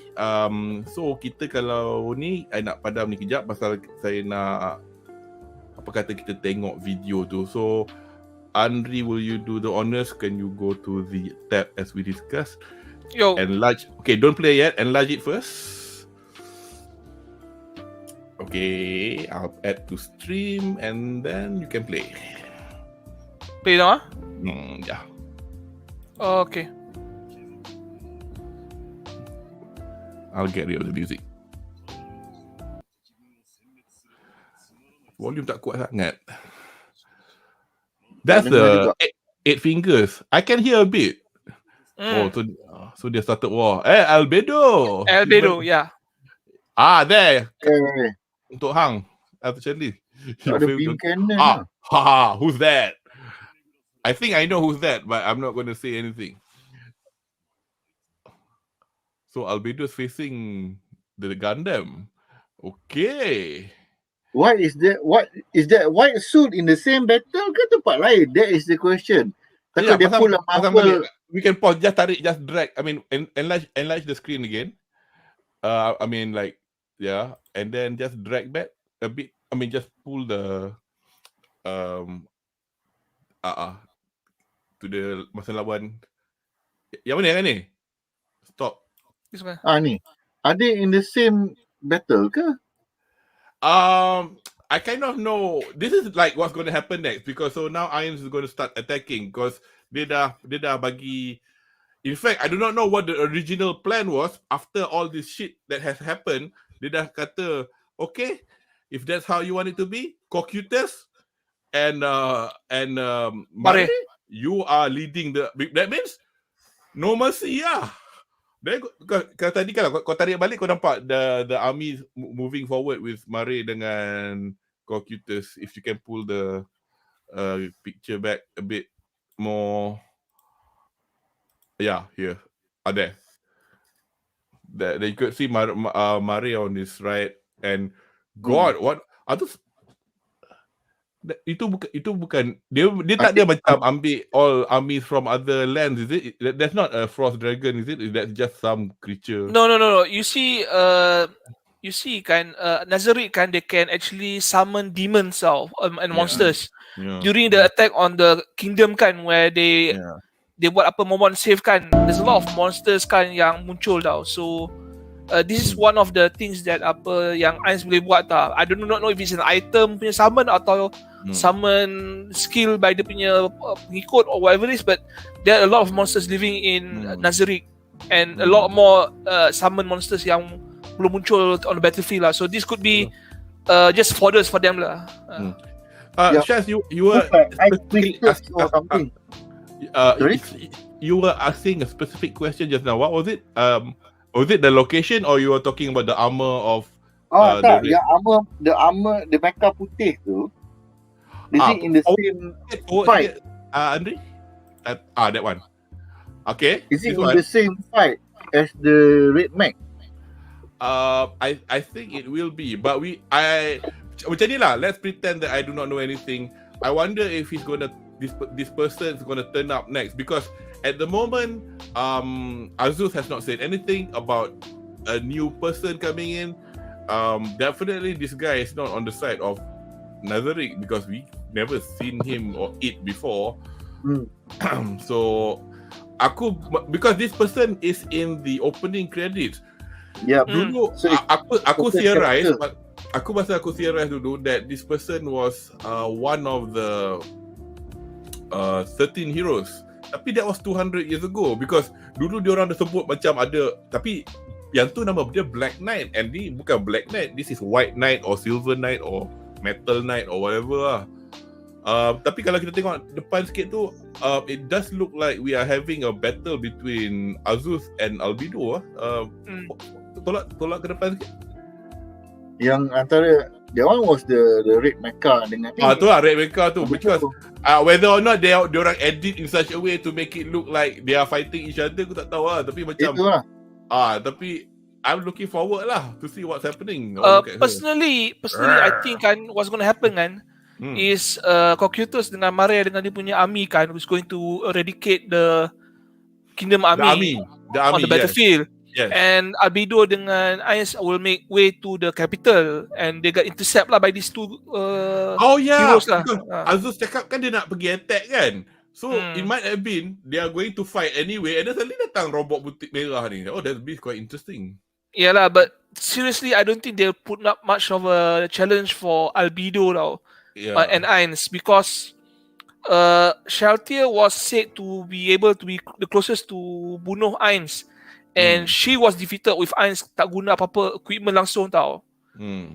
So, and Albedo is the chief of all the other floor guardians, and that means she at least kan, walaupun the second likely to kill AINZ kan, is no slouch lah. So for her to fight against the red drop hero armament whatever you call himself lah, Azuf I think he'll be at a disadvantage lah. Albedo dia tak pernah jumpa anyone who can actually fight at her level tau. Basically. Tak ingat lah masa season 1 kan she was fighting dekat village tu kan dengan lawan the Sunlight Scripture. Did she do any actual fighting? I can't remember. She was in armor at that time, but she was in armor, but she didn't display any power at all lah because AINZ dia lawan kan. Ya kalau compare dia orang punya fighting ability kita start dengan Cocytus. Cocytus is the defensive type fighter. Dia punya armor and dia punya aura and everything is all about defensive. So kalau dalam guild punya scenario dia akan jadi the tank lah. I see, yang kat depan. Shaltier is the one yang paling tinggi offensive power but more kepada physical side. So that's why she has the highest physical DPS in general. But kalau you consider the Albedo ni dia macam Shadow Knight. She's like an armored knight. That means dia ada fighting skills and dia ada magical skills. Her overall physical campur magical offensive punya power is going to be higher than Shaltier. That is the reason why she is the head of them all lah. So that's why they respect Shaltier because of her physical brutality. Kalau kau punya magic tak sempat nak keluar, mampus kena belasah macam tu je. But if given enough time, kalau kau tak interrupt Albedo punya magic, you have it lah. Dia most likely dia akan jadi magic punya fighter. I see. Tapi itulah. I mean, actually tadi I meant to ask kita punya harapan. Obviously our discussion is the harapan, but I just want to add one more harapan. Harapan aku kan basically AINZ lah. And I will strike down upon thee with great vengeance and furious anger those who attempt poison and destroy my waifus. And you will know my name is Overlord when I lay my vengeance upon thee. Wah, kau ni. Oh, feeling. Bangat pula kau ni. Tak, kau tengok AINZ came to fight Dia bawa dia punya war staff dia That is I'm not sure if it's a world level item, but at least it's one of his personal items that he used. Tu ke? Yang tu actually it's a culmination of all his 41 friends finding all this rare stuff and made that thing. You have to understand kan, AINZ kan, he was the logistic expert for the guild for the guild. Basically that he has a vault full thousands of accumulated items from all his friends kumpul during the time playing that thing for like 11 years so he has a lot of shit at home to play with. So even if he lose this thing kan, it's not a big loss basically for AINZ. He has a lot of stuff basically. Cuma dia ni kedekut. Yalah. That's why dia tak bagi Albedo fight a lot of times sebab dia tak nak Albedo reveal how strong she is. And also kalau kita tengok from viewer punya perspektif, dia nak bagi kau tahan dulu lah 4 season. 4 season baru now to reward all our loyal viewers. This is Albedo when AINZ says dia akan mengamuk lah. Something that can just obliterate the warriors. So now you have a chance to unleash her might lah. Cuma aku rasa both the red and the white warriors together might be a bit too much for her. So AINZ akan join in lah. Okay. Kalau dia fine. really fight in the same battlefield, then most likely AINZ himself will like ni tak boleh jadi ni. There's a comment here which I guess is not a spoiler, but basically kind of a harapan from Iqbali. Adakah AINZ akan one shot juga White Knight tu saksikan? Yes, of course. Kita pun nak saksikan tengok apa jadi internet. Aku nak Kenapa? Boleh. Aku suka orang yang suka letak benda macam ni. Okay. Sila. Tembak. A lot of people bila dia orang letak statement macam ni, Sebenarnya dia nak bagi spoiler. Yeah. Dia benda macam ni adalah spoiler-ish. Okay, gitu Kalau katakan Ni. Spoiler dalam AINZ akan berjaya mengalahkan White Knight. Then Mana kita dia berjaya lah. dia tak kalah pun. Melampau lah kan. So then we know he's going to win. But kita tak expect dia akan one shot contohnya. Tapi kalau kita letak macam tu, kita like, ini confirm one shot lah ni. That kind of thing. See like contoh kalau kita tengok dengan contoh initial D, Hilma. Hilma ni siapa? Tak, ni kawan Anri ni, Muhammad Yasir ni. Dia nak Hilma. Hilma tu siapa? Hilma Sickness, the 8 fingers girl that was tortured. Yeah. Let me show you. I think she appeared here lah. Dari depan tadi. That ada. Yes, ada. Okay, let me just put it on. Ni dia. This one. So there's something happening there. So ini pun I'm interested juga to see what's happening. Why? Here it is. Why? Hello. Hello. How low can you go? The war against the kingdom has become merely a boring task to annihilate 400,000 troops.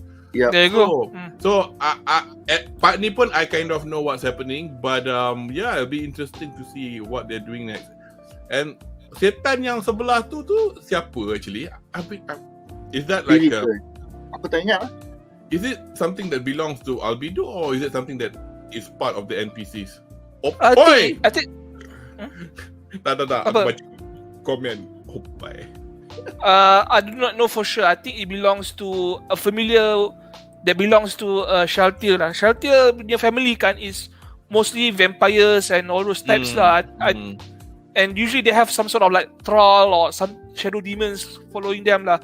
Dia punya function macam assassin and covert actions like Shaltir. I mean there are a lot of videos about from readers whether or not ini macam amounting to fan fiction or whether them extrapolating from what they read from the light novels, but Shaltir kan dia ada dia punya posse kan of all this macam servant girl vampires tu kan who look like her. They say and ninjas. They sleep with each other. That kind of thing. And we were like, that's interesting. That's not fan fiction, that's fact. I think it is, but I don't know whether this is reference to Shelter Shadow. Are you Catherine the Great? Is that are you talking about that black demon thing with the blue eyes? Is it? Most likely, yeah. Tapi you think this statement just goes to show that battle that AINZ was looking forward to now dah become like okay lah, I'm just gonna kill these guys. Dia dah hilas selera to put it in a simple way. Yeah. This video was narrated by AINZ, so he's talking the wall has become boring. Dia macam bunuh je lah semua orang. So anyway, we've reached, tampaknya kita dah tiba di penghujung sesi bedah kita malam ni. Terima kasih kepada penonton di rumah yang banyak bagi komen. Harapan untuk season episod seterusnya. Tak, kita punya harapan kita dah discuss tadi. Unless you want to give another kau ada specific one, dipersilakan. Saya tambah. Sila tambah. Saya mau tengok of course the war, and I also want to see kalau pelacur-pelacur tu selamat atau tidak. That's about it. R15 Syaz. Personally I just want to see Albedo unleashed lah.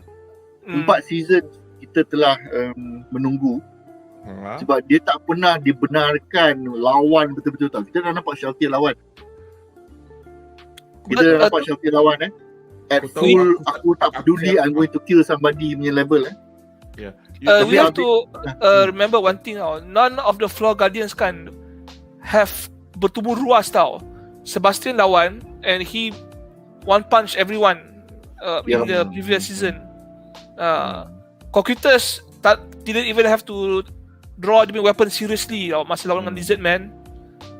And Jagabov was actually play fighting with AINZ at the kingdom capital, buat drama. So no one fought seriously. So hopefully you can see the extent of the full power lah. I mean, Demiurge, kita pun tak pernah nampak dia lawan betul lagi kan? Ya betul. Itulah, these people are probably they are a force to be reckoned with, because when the NPCs were created, they weren't created cincai, they were created like high level semua. Sorry Syah, tadi masa kau cakap you kata kau tak sabar nak tengok Albedo Unleash I swear to God, you said aku nak tengok Albedo punya Undies. Aku macam Syaz, why are you talking like this? That should be from Anri, not you. No. I'm kidding. No. Aku dengar Undies, aku macam, aku biar kau cakap dulu. Oh, Unleash. Kalau aku terpaksa pilih one of them, aku menghala ke Shelter actually. Tak Albedo. So bila aku tengok, every time kau macam sibuk, Albedo, aku like, okay. So aku lebih menghala ke Shelter. Instead of Albedo. We know where you swing then. Anyway, so gitulah harapan dari para panelis. Just sebelum kita akhiri sesi ni, saya ingin umumkan yang Chainsaw Man telah diumumkan untuk bermula pada 11 hari bulan Oktober, hari Selasa, jam 12 pagi waktu Jepun. Saya tak sure kalau dekat Malaysia nanti whether siapa yang nak pick up, whether it's going to be on Netflix atau IQIYI atau Muse Asia. So nantikanlah apa pengumuman. Dan juga anime Uncle Bleach Senden Kessenhen, which is the final arc, pun telah diumumkan, now formalized, dan akan ke udara pada 10 bulan 10 hari Isnin, juga pada jam 12 pagi. So kira macam 1 bulan 10 kita dah boleh tengok My Hero Academia dengan Spy Family, tapi Chainsaw Man dengan Bleach kind of like a 10 days later. So kami dekat SOC dengan BuzzPop ni berharap, so tak boleh janji at the moment, untuk mengulas siri Chainsaw Man juga bersama musim 6 My Hero Academia dengan sambungan season 1 Spy Family secara bergile-gile. So logistics of this will be dealt with later. Although Boss Nick pun ada sebut we could pair Bleach with Chainsaw Man. So we'll see. Tak nak bite more than I can or we can chew. And then we need to sort out the panels as well, because kesian nak expect kau tengok semua. Tapi dalam beberapa jam yang lepas, Studio Pierrot drop the latest Bleach trailer. So Anri, can you go? Saya rasa apa kata kita tengok trailer tu sekarang. Enlarge the screen. Let me just add to the stream. Let me just padam the music first. Aku ketinggalan zaman Bleach ni. I mean, how much did you watch of it last time? This is 10 years ago though, Bleach. Aku cuma tahu in the end Ichigo menang lah, itu je lah. Yelah, okay ni. No. There was a season after that kan. Aku tak ikut lah.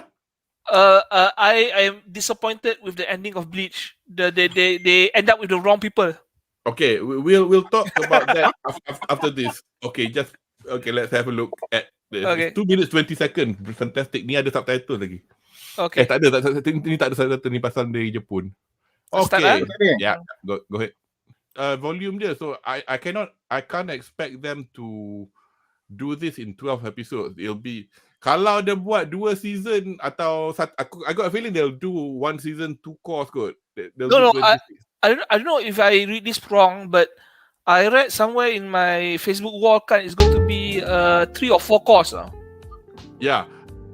Because okay, just nak bagi pada penonton di rumah, nak bagi tahu profil ringkas bagi adaptasi terakhir ni. Sekali lagi, Bleach diterbitkan oleh Studio Pierrot. Pengarah kali ni yang menggantikan Abe Noriyuki, yang sebelum ni pretty much directed the entire Bleach from 2006 until 2012. Diganti oleh Taguchi Tomohisa, seorang director muda berumur 37 tahun yang pernah direct anime Persona 4 dan recently Akudama Drive on about 2 years ago. And mengikut Twitter dari satu tweet daripada Taguchi-san himself about December last year that this anime is under direct supervision by Kubo Taito.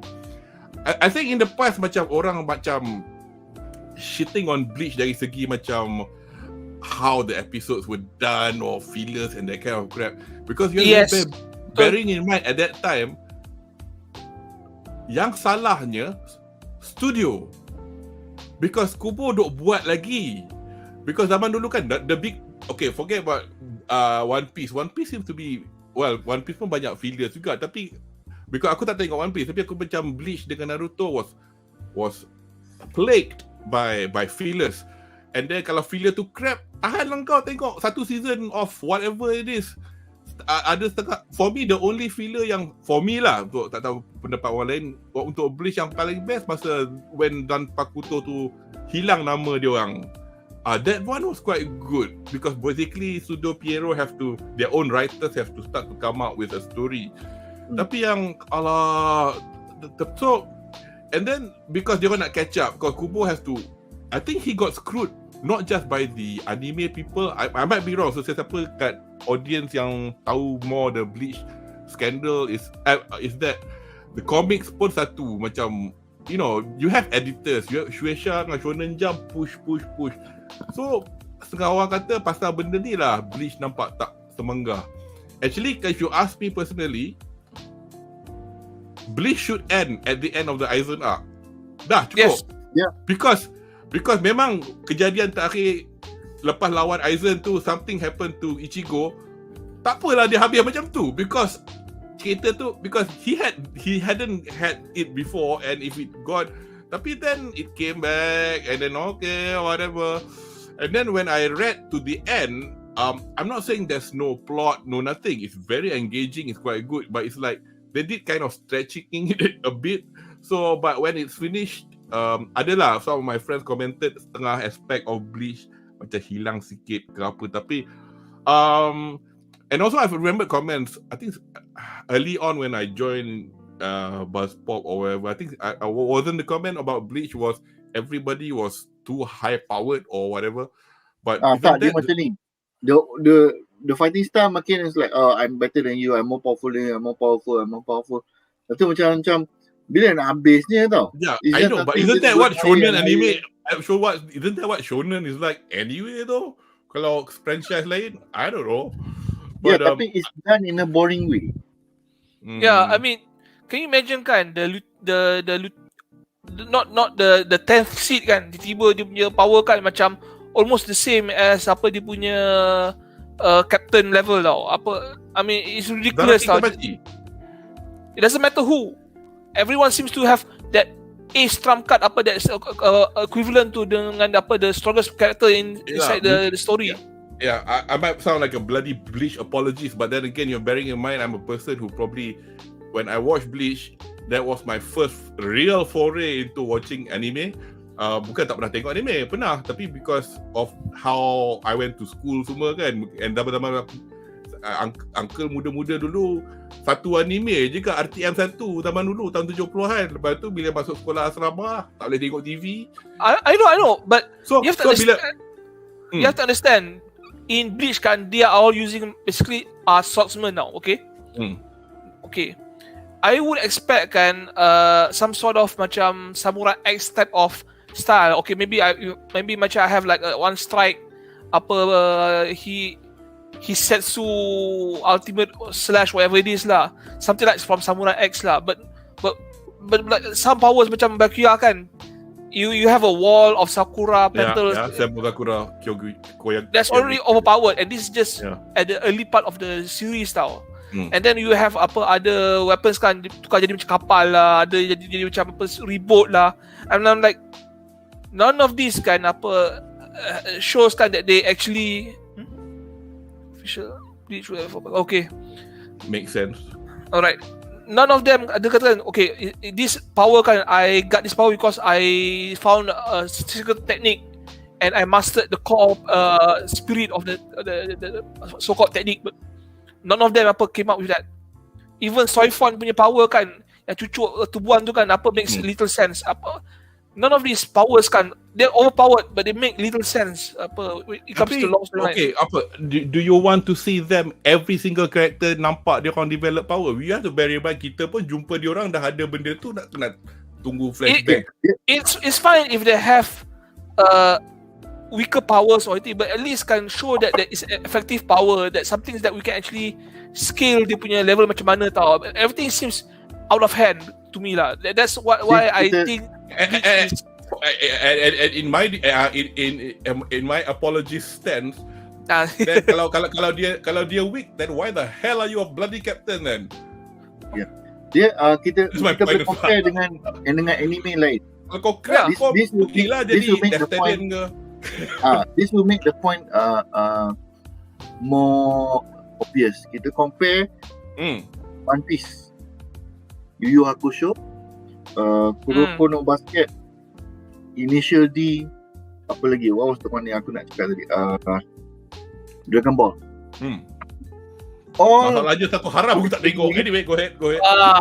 All of these animes, not all of them shonen fighting, Yalah. But each of them have things which they are good at, which can be countered or beaten by another person. Contoh, Kuroko no Basket is a basketball superpower style. Tapi kau asyik duk baling 3-pointer, kaki kau akan kejang over time. How many can you throw? Kalau kau jenis yang dribbler laju and everything, kau main solo je, kau punya team tak, kau nak orang nak kau support dia orang, kau tak support because you are solo player. Kalau kau super passer, kan, kalau orang tak boleh dipass, how you nak pass? You cannot win. So nampak tak, dia ada weakness dia. Initially, even Takumi dalam episod, aku tak ingat episod bila lah, season, dia lawan dengan Evolution 3 Emperor. Dia kalah sebab engine dia tak cukup power. Engine dia meletup, meletup, and Emperor tu cakap, aku tak anggap ni sebagai kalah sebab engine pecah. Sebab this is not an official race. Ini this is the part yang Takumi sakit hati gila kan. Ini race nak ajar, nak tunjuk awak, nak prove point. Engine kau baru pecah pai. Lepas tu kau kena cakap ini bukan race. This is just a lesson. So itu dua. Yu Yu Hakusho, you have here yang guna pedang, you have Kurama yang guna whip and everything, but they cannot fight a power person macam Toguro, a pure muscle punya explosive power. In the end, it took raw power from Yusuke to be able to fight. Kan? Apa lagi? Dragon Ball Super, even the strongest characters macam Goku, he had to relearn, and of course plot power lah kan, plot device power, but he lost a few times tau, and he lost against abilities yang macam like, ini bukan power based punya ability. Macam kita tengok siapa, Frieza almost lost dengan Master Roshi punya aura tu, that got diverted by cooler apa ke. So aku mengangguk je because aku haram tak ikut. Basically raw direct power, ada ways, ada cara untuk dikalahkan by teknik, by skill, by character and everything.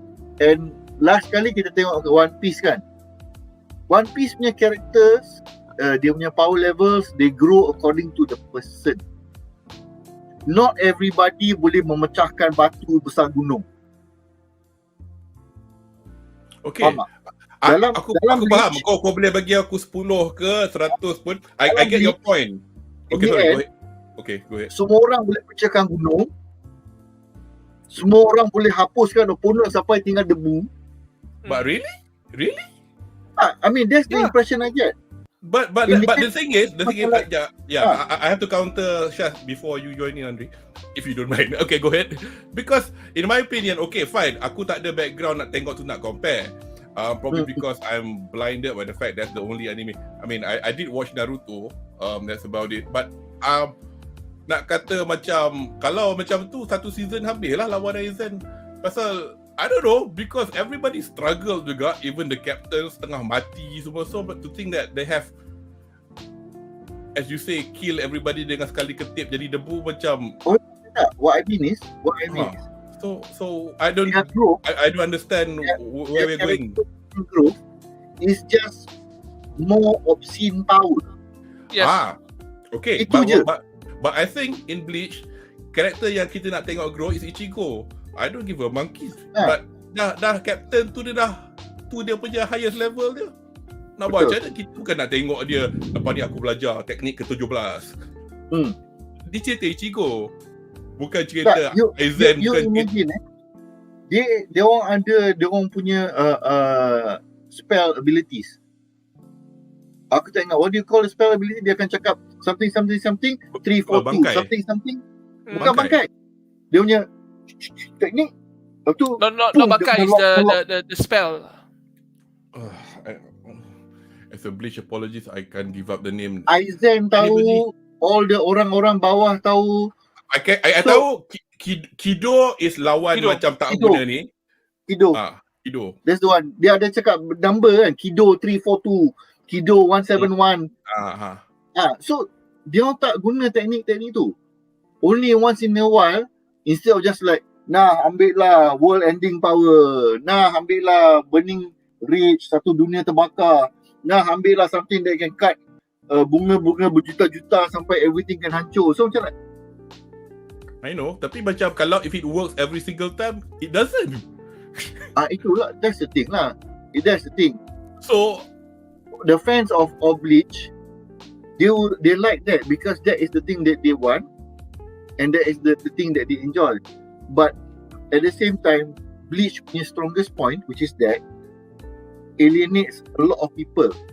Oh, that is not my problem then. Okay, well, I think I understand what Shah's trying to say. The story of Bleach memang Ichigo. But you have to understand, except for Ichigo kan, you have a lot of other cool characters kan, they have a lot of other cool attacks and it diverts. Apa nama yang budak tu yang Matsumoto selalu bully tu? Yang budak buat ubat tu? Tu yang budak kecil tu yang Ice Dragon punya bangkai tu apa? That's her captain. Toshiro. Okay, Toshiro for some reason kan, he feels more of a hero kan in that Bleach series kan than Ichigo because of his actions. And then there's Bakuya, the cool abang Rukia. And then also we have yang the old man, he seems the strongest. He's dead. Genusai. And then we have yang muka musang. And then we have what's that? Reggie. Byakuya punya lieutenant. He seems like the rival for Ichigo. There's a lot of people kan on par with Ichigo kan, or could be better than Ichigo. And then for some reason kan, dia punya power kan is as overpowered as Ichigo at times tau. And this is just the main characters lah. We have Soifon is overpowered. Unohana was quiet but she was obviously overpowered in the end. Dia kuasa gila dia. And Zaraki, he was supposed to be the weakest tapi dia kuat gila because of dia punya insane attitude. You have a lot of characters kan, and you are not shy to kill them until the end tau. You let them build irrelevantly tau. So that was my biggest drawback with Bleach. I mean, Hunter x Hunter has a lot of characters tau, but he was the character tak shy bunuh, and dia bunuh sekejam tau. Sorry. Dia macam ni. Aku tengah macam lost sikit because aku macam okay. They have too much characters, too much powers. It is very distracting. Most of the powers can solve all the problem. Yeah, I mean, if it doesn't it? But if it can do that, then they would have killed the bad guys in just like that. We had to watch it. Okay, they did. That's the biggest problem. That's pelik. Kalau Ichigo tak muncul langsung, they could have settled it by themselves. Bukan they were struggling. They were struggling for some reason. I have no idea why. Yeah, probably because their powers are not as overpowered as you guys been describing. Itu yang aku tak boleh faham tu. Tak, because they orang macam this, the way they show their power. Oh, this is only like 3% of my power. Oh, this is only 2%. Yeah, and it's like that is a classic shonen trope lah, of course. But when you tunjuk dia punya power, wow, satu dunia boleh terbakar. Lepas tu opponent dia macam like, yeah, aku immune to fire. Like, tak kisah. Dah. Jadi, I take it like this. Dah, kat kubur tu tulis macam tu, and I enjoyed it. Because I can't go back to like, oh, I have to read this 7 anime to see whether or not I should like this anime or not. We go to Superman punya the MCU and DC punya universe kan. Superman can still lose to people who are stronger. He will lose to Kryptonite, he will lose to magic, and he will lose can lose because of dia punya noble heart. Kalau kau tengok Bleach punya karakter, kau tak rasa dia orang macam like, selain Abang Rukia, the rest of them kau tak rasa dia orang ada macam ways to lose other than losing to just somebody more powerful tau. So it becomes very kalau you're not stronger than this guy, then you cannot beat him lah, you know, that kind of thing. Orang kalau cerita-cerita lain, you have more emotional ties and connections to their punya power, and sometimes those personality or their punya past and everything is the thing that causes them to lose. Yang aku ingat lah, the only one that I remember from Bleach was Abang Rukia, because he was the one who was the most conflicted character during the Rukia nak kena potong kepala punya arc tu. Yes. And he was the one macam like, aku ingat aku tak nak selamatkan kakak aku, but if adik aku, but if I save my sister, I hold dia by the book and crumble. So I was like, oh shit, this is good story writing. Tapi bila sampai ke Aizen ini, saya kuat. Narakan, sebelum ni pun saya tak tunjuk masa saya pun kuat. Macam like, boring lah. They just ended up becoming vessels of I got more power, and that's it. Character in other MCU, in DC, you can see, oh, motivation dia macam ni, and dia tak boleh lawan orang in the air. Kenapa? Sebab dia tak boleh terbang. Yes. Batman, dia very smart, he always outwit people. Tapi kalau dia kena sepak melayang, dia habis lah. Done lah, I'm done. Superman, I cannot I'll fight Darkseid, you know, things like that. They have things that differentiate them. Now, orang mungkin cakap, tapi Syah, kau tak baca betul. Kau tak tahu karakter ni, motivation dia macam ni. Yes, that might be the case. But kita kena tanya balik, is it because I tak baca, or is it because the emphasis is too much on their punya power, or power punya sake? That one, you guys kena decide sendiri lah. Yeah. I think that is my only concern. Even Dragon Ball pun, Dragon Ball has a different motivation. Vegeta has a pride and family value punya motivation. Piccolo and apa nama yang Gohan have different motivation that allow them to become stronger, and also especially in Gohan punya case kan, apa aku nak lawan, my dad is taking care of everything, Uncle Vegeta is already taking care of everything, so I don't see the need to fight. You know, you see that kind of thing. They have things which that separate them from each other, whereas dalam Bleach everybody ended up being, oh, it's just a power display. Right, that's to me lah. Sebab mungkin aku tak sedalam into Bleach as you were. I'm not going to pretend to say, oh, aku sudah baca, aku tahu, and say that you are wrong. But the thing is, at the end of the day, I fucking enjoyed the show, so I'm so looking forward to see this next. The only thing I enjoy about Bleach until the end kan, is the female characters. Yeah. Titik besar. Itu. I always want to watch Tia Haribel, Matsumoto, Pierre, Yoruchi. And when they ended up with the pairing kan, I was like, Rukia ends up Aku with suka Renji. suka Rukia dengan Soifon. Soifon, my Soifon baru sampai last week. Anyway, but Baru itulah. sampai? Because they just made her Molud. Ini that is very well done. Yeah.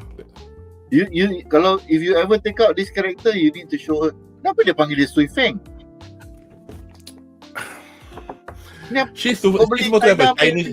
She's supposed to have a Chinese name or whatever. But the thing is, I will put it in the detail. At the moment, aku tengah nak rearrange, reposition. But this is well done. I pre-ordered this sometime in January kot. Very well done. Aku rasa Kudo kita dah menyimpang lama dah ni. Aku dekat 20 minit dah timbang mengapu. Serius, kau tengok time tu? Kita kena kita power of friendship. Siapa ni? Muhammad Yasir. Tak ada lah. But then again, yelah, okay lah, kita menyimpang pasal Bleach because kita cakap pasal Bleach because, well, it's a good interesting discussion because, I mean, at the end of the day, mungkin aku tak, I don't know.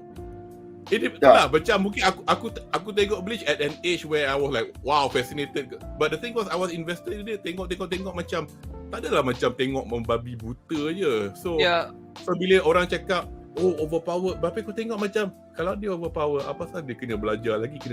Because aku cerita Jigo. And dia kena belasah juga. Orang lain pun kena belasah juga. So aku macam, I see what your point is. Macam katalah macam dalam game lah, katalah back to AINZ kan. Kalau dia undead, kita tuang holy water sikit pun undead mampus terus kan, depending on the situation kan. Kalau kau Pikachu, kau tembak lightning, memanglah dia tak akan mati, dia akan lagi seronok ada lah. So benda-benda macam tu aku faham, kau tak faham. But to be fair, power scaling is also fucked up to a lot of other anime, especially Dragon Ball. Things were jangan kita lah. Bullshit ni dia punya power scaling. Yeah. Now we have God Blue, God Red, soon to be Black Frieza, and then maybe down the road we have Rainbow God. You dah tengok the movie belum? Dah. The new movie. Itu dah pun ada spoiler material juga tu. Nanti siapa yang I don't want to mention the Gohan Piccolo punya form because some people may tak tengok the movie yet. But be fair lah, people hate Dragon Ball GT right, but at least Dragon Ball GT kan, the power scaling kan was stable tau. You have base form, Super Saiyan 1, 2, 3 and 4. That's it. No color. Ultra Instinct is cool, but there's a lot of forms lah in Dragon Ball lah. Ultra Instinct is a god level power in the story kan, and yet a random dude who bengang and practice hard in his entire life boleh lawan tu-tu-tu. Macam like, okay bro. Okay. Anyway, okay lah. God level power 3, 5, 7, 8. Okay lah. Taking your cue, Syaz, you are correct. Habis kita sudah menyimpang sangat-sangat ke episod yang mungkin tak tahulah kita boleh dapat bedah ke tak. Tapi anyway, itu hanya dalam perancangan. Mungkin saya akan bedah sorang-sorang lah, bercakap dengan diri saya sendiri, kata best. Anyway, so dengan itu berakhirlah sesi kami untuk episod 10 hari ini, dan diharapkan penonton di rumah terhibur dengan perbincangan mengenai the episode. Dan yes, obviously nobody's interested, tinggal 2 orang je. Kepada anda yang baru ke sesi kami, jangan lupa untuk melanggan, berkongsi dan klik butang like untuk kedua laman YouTube STOMACHOFCHAOS dan BuzzPopTV, laman podcast sekarang ramai Malaysia. So anyway, thank you kerana sudi bersama kami, dan kepada rakan panel saya hari ini, Osukara Sema Desta, melayan saya punya soalan bodoh, dan juga thanks to Syaz, thanks to Anri, dan saya Kudo Marizu, ijo desu. Mata to de. Okay, bye guys. Koroyasumi. Warriors to be. Let's see.